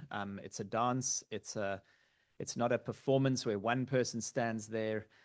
It's really about learning to engage an audience. So do this with your comms team. It's part of a partnership. Do it with the media that exists in order to take exciting new information out to audiences. And do that with your audiences and your stakeholders, not one way, but being part of that network. So I really just want to share a little tool that we've found very useful over the past 20 years of working with South African researchers in science. And that is to look at these elements when you think about your communications. So I'm going to go through each of them very quickly because they give you a broad sense of how you can engage with science. And just to say, with your science communication, and just to say, this is a little methodology that you can easily take home and work every single time you've got an opportunity to engage with an audience. If you just do a 5-minute brainstorm of these 6 M's, you will definitely enhance your communications immediately. So the first one is why. Why am I communicating? So often those communication opportunities just feel like certainly at the beginning, a hurdle to get through, something to survive. But actually give a little bit of thought to what you want to try and communicate. What change ultimately do you want to see in the world? And each why actually has another little why underneath it. So keep asking that question, but why? It's a good question for scientists to ask. So ask why you're doing the communications and start with clear communications goal in mind. The second one is about knowing your market. I'm not going to try and explain these, but 2 very simple ways of looking at your audiences are in this influencer domain, where how close to you is your audience. So they're people right in the heart with you, that vital audience, perhaps the people who are very close to you and work with you, or close to the target audience. And then you get all of those rings going further out. You've got to work out where to focus your communications because there's always lots of people to communicate with. And so think about this as a proximity exercise. Who do you need to engage in order to cause the change? The other way to think about stakeholders is in terms of their interest and their power. So how interested are they and how powerful are they? And it's important to think about where to place your communication efforts. One caveat to this is, of course, that a lot of our audiences in South Africa are low power and low interest. And I would argue that against this matrix, which is often spelt out this way, I would argue that we need to actually work with a lot of our audiences to increase their interest. So I think that bottom left corner is a good place to work to increase interest so that we can bring people across to the right-hand side. And then ultimately, as their power increases, they become more and more important audiences. The third little M is the medium. What is the medium that you're going to use? And without laboring the point, there are so many channels and platforms, etc., that you can use. My simple piece of advice is to not try and use too many of them. Your time and availability for communicating is going to be limited. Find platforms and channels that work for you and then understand how they work and get good at using them. I would say the most important thing is consistency in a particular space rather than trying to spread yourself over too many spaces. Our next M is magic, and it's about how do you really grab attention of your audience and how do you make messages that stick. So we often refer back to this science communication definition. In the early 2000s, a couple of science communication researchers came up with this as a definition. But your science communication really must, to be effective, must fall into one of these categories. It must raise awareness. It must be enjoyed. It could pique interest. It could challenge opinion, and it could drive understanding. And I think this is still a useful framework to think about. Just think about that AEIOU. Has my communication, am I just trying to tell people what I'm doing, or am I trying to do one of these things? And we've been thrilled in the last couple of weeks to be working with SARAO again on the Mission Meerkat comic series. This is about interest and understanding and enjoyment, hopefully. We've got Poncho said earlier, can you think of your radio telescopes as ears that are listening? So this is about creating visual clues for people about how they can understand the work in an engaging, practical way. And of course, looking at every kind of medium, engaging people as powerfully as possible. And I'll quickly run onto messages. There's a very nice tool that I think you should jump into. I've put the link there. It's just Google TextFX. TextFX. And the reason I share that one and not every other ChatGPT or Claude or Gemini is that while those tools can do really powerful work with language, this one keeps everything in your control. So it's a creative companion as you develop text and as you develop messages. Have a look there and play around with that tool a little bit. It's a very lovely, powerful tool developed by a rap artist, but now incorporated in some of the Google suite of tools, but really powerful for just playing with words and helping you think creatively about how to communicate. A second message I'd give here is about head, hand, and heart. Always when you think about your messages, think about what we are saying to people's head, the knowledge component, what we're saying to their heart, the emotional component, because that's so critical to engage people over a long period or impactfully, and ultimately that you want them to do something different. And that's a hands kind of engagement. What are the practical things that you can get people to think about doing? And all of that is about building skills over time. We've got to competition that we run called the Fame Lab Initiative. I'm sure you may have heard of it here or there. We're just coming to the end of this year's cycle. Organizations can still host a Fame Lab Heat before the 31st of August. But this is a space in which researchers can come together and really practice in very practical terms, sit down and think, how do they communicate their work in 3 minutes? And yeah, we'd love you to join us on that program if that is an opportunity that you have. I'm on to my last M, and it's for multiply. The work can get so far, but it can only get to your networks if you create it in such a way and post it for your network. So the challenge there really is to create media that can be shared with multiple networks, media that comes from you and your people out to multiple networks. So really think about how do we share media in powerful ways.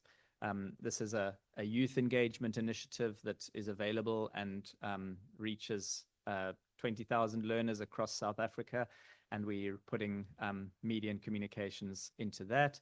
And then also, as Akashni said, the power of the media to get to tens of thousands of people. I think Maverick has 14 million readers a month. So if you can find ways of working with journalists to get those messages into those spaces, then do so. So my last challenge then really is to say, get going. What we've suggested is that it starts with strategy. It starts with thinking about who you're trying to talk to and how. Then it's about creating some content or opportunities for engagement. And then it's about finding those places to put those out. And then it's about measuring and refining. And it's through that process that ultimately we start to grow and build new knowledge in the world. I love this quote by Paulo Freire from Brazil. He says, knowledge emerges only through invention and reinvention, through restless, impatient, continuing, hopeful inquiry that humans pursue in the world, with the world, but most importantly with each other. And so really my last message to you is to say, find ways of engaging, of building partnerships, building collaborations, and ultimately having conversations, because it's through those conversations that we'll achieve what we want to in terms of building trust and building a better future for ourselves and the society that we're creating. Thank you so much. Thank you very much, Robert. We appreciate that. Thank you. Maybe if you can stop sharing. So we'll see if we should, if we can take 1 or 2 questions. I don't know if there are any. There haven't been any questions and comments so far. So what I'm going to quickly do, colleagues, is do this in 10 minutes so that I actually release all of you, because we are running a bit late. Is this in, I've hidden the slides so that we can make this move fast, because I will skip quite a few. So this was really about narrative and storytelling. And I'm quickly going to get into basically what we see storytelling is really about organizing information, experiences, and ideas into a narrative, either with characters, conflicts, challenges, resolutions, etc. So we're trying to engage, we're trying to inform, and we're trying to inspire. Now, according to Professor Oliver of the University of the New South Wales, she wrote a chapter on the social brain and the neuroscience of storytelling. So communication is not just about the fun stuff that people think communicators do. So communication is basically really hitting and trying to engage with people's minds and making that information stick. So human brains are socially and emotionally hardwired to listen to stories and absorb stories. So storytelling activates that neural coupling. I'm hoping to actually, I'm still writing my proposal to take the neuroscience and the relationship between neuroscience and communication to the next science forum, so that we actually engage around that matter. Because I think it's very important to understand how neurons work as a communicator and how information works.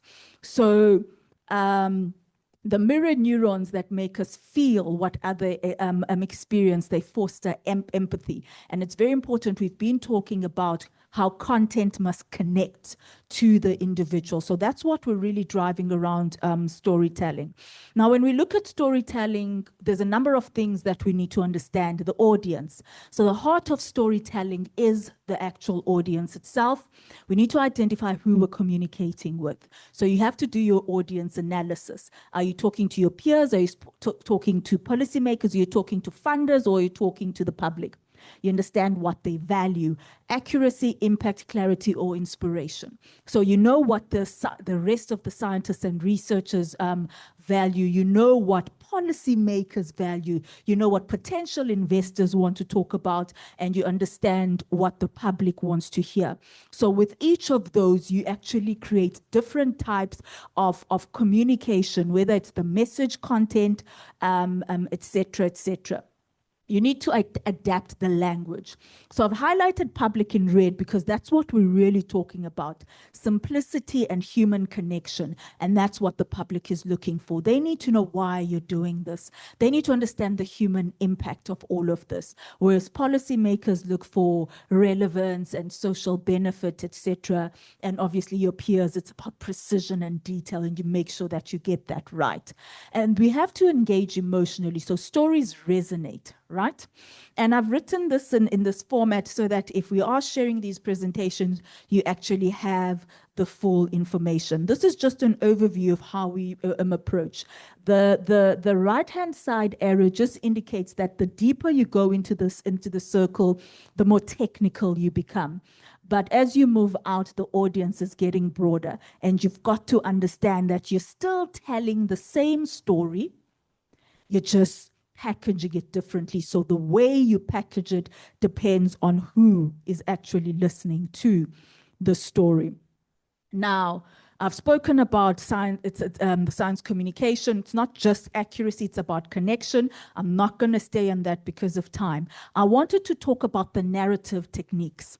So the number of techniques that we actually utilize when we do building a narrative, right? I've put stories right at the bottom because there are other things that you do. I've spoken about the ABT framework, which basically is a way to build narrative flow. I'll give you examples later. The analogies and metaphors which you understand, translating the technical detail into everyday language. That's very important. The emotion and evidence, pairing that data with human stories. This is what we're doing. This is the data, but this is the human story, and this is the impact we're getting out of this. And of course, the stories and the performance that go into all of that. I've given you a little story, a little, so the technical issue. So a lot of the time you'll get things like coastal water being contaminated by nitrates and phosphates and all of those, and agricultural runoffs, et cetera, et cetera. It's just a small story. And the solution, deploying activated carbon absorption. And our communicators in the room, I've marked that in red because we are so tempted to edit, especially when we're not used to words. I mean, the first time I saw absorption, I was like, isn't that supposed to be a B? It's not supposed to be a B. So a lot of the times we want to edit some of the work, and we shouldn't be editing because our day-to-day language versus language that we're not used to using. So absorption is the normal language, but there are technical, I'm going to call them technical terms, or not day-to-day terms that we're not used to. So the temptation to edit, avoid it. First, research if you're not clear on what something needs. And I'm speaking to the communicators. If you're not clear of what something needs, ask the researcher or the scientist so that we actually get clarity. The second speaks to basically when you build a story, there are elements that you look at. There's characters, there's a conflict, there's a resolution, and there's impact. So there are the 4 areas. Characters, you've got your characters. Robert showed you characters. There's a conflict. There's something that's happening. That's a threat or something that's happening that has to be solved, and the actual resolution and the impact. So there we've got the story where there's a Dr. Aisha, and local fishermen observed that there were issues in the water, and they were shaking their heads, the net came back empty, etc. So there's an entire story that's written out there just based on that first element we spoke about, which speaks to coastal waters contaminated by nitrates and phosphates. Now, if you look at it from a layman's perspective, listen, they stood there, she explained the visible chemicals, nitrates and phosphates were feeding the bloom. So basically now we've got an over growth on some of the eutrophication, basically, that's happening in the water. So you've got the plants that are growing and they're basically over blooming. And now they're killing the fish in the water, and that's because of the chemicals. So there's an entire scientific narrative. But to the layman, all we know is there's no fish, the waters, we can't drink from water, the water's dirty, etc., etc. So we have to have the ability of moving from contamination by nitrates from agricultural runoffs and deploying carbon absorption to, we installed filters. Basically, there were filters that were installed and the water basically became usable. So that's basically what we're trying to move to and move from. And we tell this through stories. So I had said in the 4 techniques, there's the story element, and you can see the stories here. The beach was deserted and its sand stains with oily residues. Tourism collapsed, shops closed. Alicia gathered students. Dr. Alicia gathered students and showed them how microbes and light could break down the poisons. Slowly the water sparkled again and turtles returned and tourists flowed. Do you understand? So now we're moving from serious scientific information to actually telling people the importance of that information and the impact it had on the community, the tourism, etc., etc. So there's an entire process. We will be sharing this presentation. Now, you don't always have to write long stories, colleagues. There are different ways. There we've got Dr. Aisha again in images. So now this is telling it through the images. Robert shared images earlier. So there are various ways of telling stories depending on your audience. There's a slide that I had shut off, which speaks to types of science communications, whether it's written, it's text, it's speeches, it's digital, it's visual, etc. That breakdown. Because we don't have enough time, I'm not going to go through that. But there are various types of those platforms, and it identifies which audiences actually use that platform and how you communicate on that platform. So the way we post, for instance, on Twitter is not the same way you post on LinkedIn, right? Same way with Facebook. So you've got to understand if you're going to be using the images, if you're going to be using text and stories, or the ABT framework, which is one of the easiest ones to use. Our coastal community depends on fishing, and the ocean provides food for livelihood. So it's and. So you've spoken about all that you've been doing, and then but industrial waste and agricultural runoffs are polluting the waters and killing fish and threatening families. Or therefore, we must implement advanced infiltration systems. So there's various ways of doing this. And once we start getting into the deeper communication training, we're going to start breaking this down and having the conversations and actually having activities on how you can use your science. Then there are the analogies. So this is the 4th. I started with the stories. I moved on to the ABTs. I moved on to the images, and now we're sitting at analogy. Technical detail. Polluted coastal waters contain nitrates. Analogy. Polluting the oceans with nitrates and heavy metal is like pouring poison into the community's drinking water. So this is what we're aligning it to day-to-day life. So people need to understand. People don't understand why the coastal water that contains nitrates and heavy metals is a problem. Right?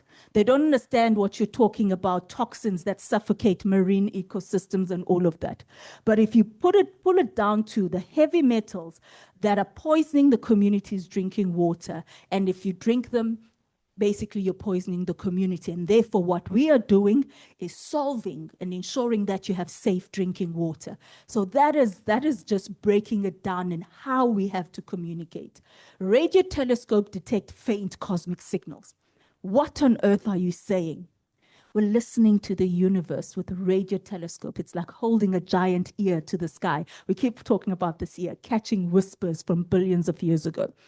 So it's important to speak to people in a language that they understand.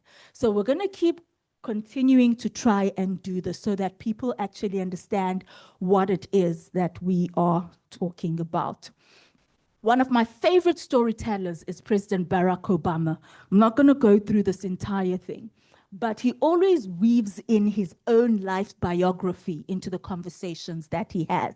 Or he'll talk about the communities, or his books, where he structures personal and political life and narratives when he's driving a specific vision.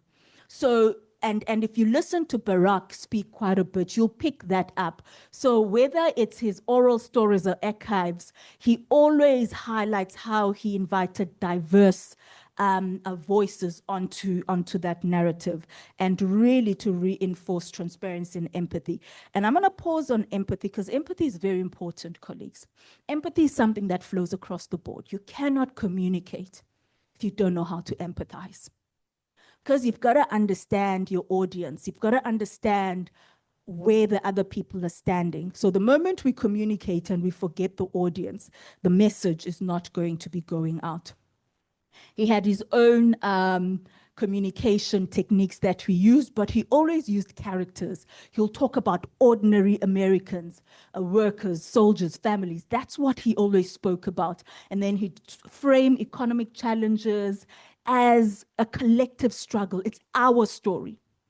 It impacts all of us. So he had a way of framing that conflict.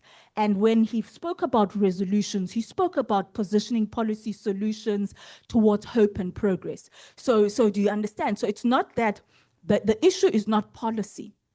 He's speaking hope, progress, inspiration. Policy is merely a tool. And we've got to bear that in mind, that we speak to people's hearts. We speak to that deepest place so that they're able to hold on to that story. And of course, he loved emphasizing societal transformation.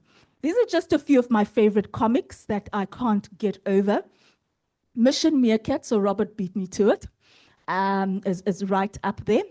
And we both actually used the same strip.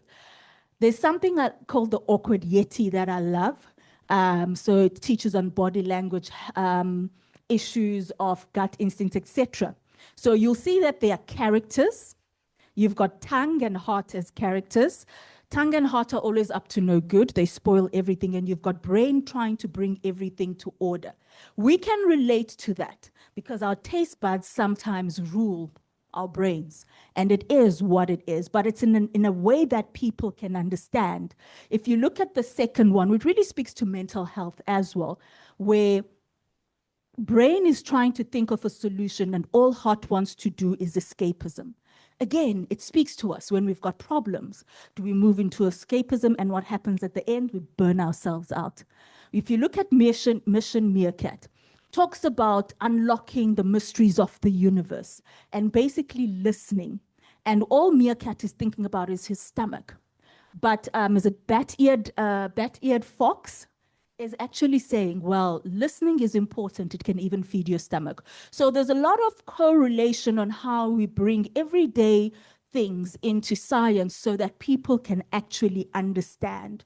And if all else fails and you don't know what to do, reach out to the people around you, reach out to the communicators. But if you take anything away, please take away that framework about the and, but, therefore. You must always make sure that there is an impact or an implication at the end of this. So what does this mean? So what does this mean, and what is in it for me? What does it mean, and why is it important? So and, but, therefore. After all of this, therefore. After all of this, but. We've got that. We've got the visuals, You've got the storytelling. I think Akashni touched on it, translating. Robert touched on it. I've touched on it. We're all touching on the same thing.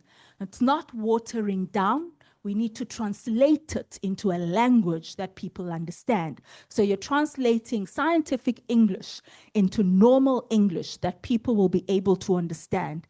And further to that English, we translate it obviously to other languages that other people may be able to understand. I ran very quickly through this, colleagues, and I didn't go through all of the slides. However, if there are any questions on this matter, please do reach out and we will be able to share that. And what's also very important, please drop us a message on communication@sarao.ac.za. That's communication@sarao.ac.za. And just share if you would like us to support in any of your communication that needs to go out. Please continue to reach out. Secondly, there is a survey. I don't know if it's been posted online or if Murado is going to email it to everyone who attended. And the survey, really, you will say to us, you know what, I'd like to know more about this. Can we go deeper? So we're going to try and roll these out as the year extends, as I said earlier. And then we're going to also advise us, what would you like to know about in communication? What type of training are you looking for? And even add the timelines, Molalo, if you can add how long people can spare in their day, because we try to keep it short because everyone is extremely busy. If there are no questions or comments, are there any questions or comments at this point? Well, colleagues, ladies and gentlemen, if there's one or two people who can pop up to say basically what are they committing to going forward when it comes to communication and engagement, what have you taken away from this 2 hours, and what should we look forward to from the scientists and the technical people and the communicators in the room? And I'm opening that up because it should be relatively interactive.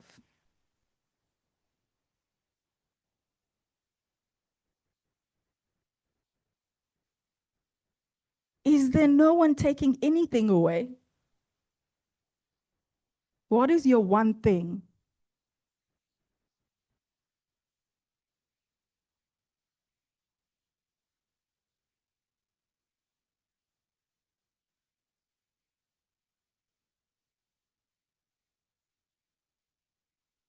Okay, Akashni is posting.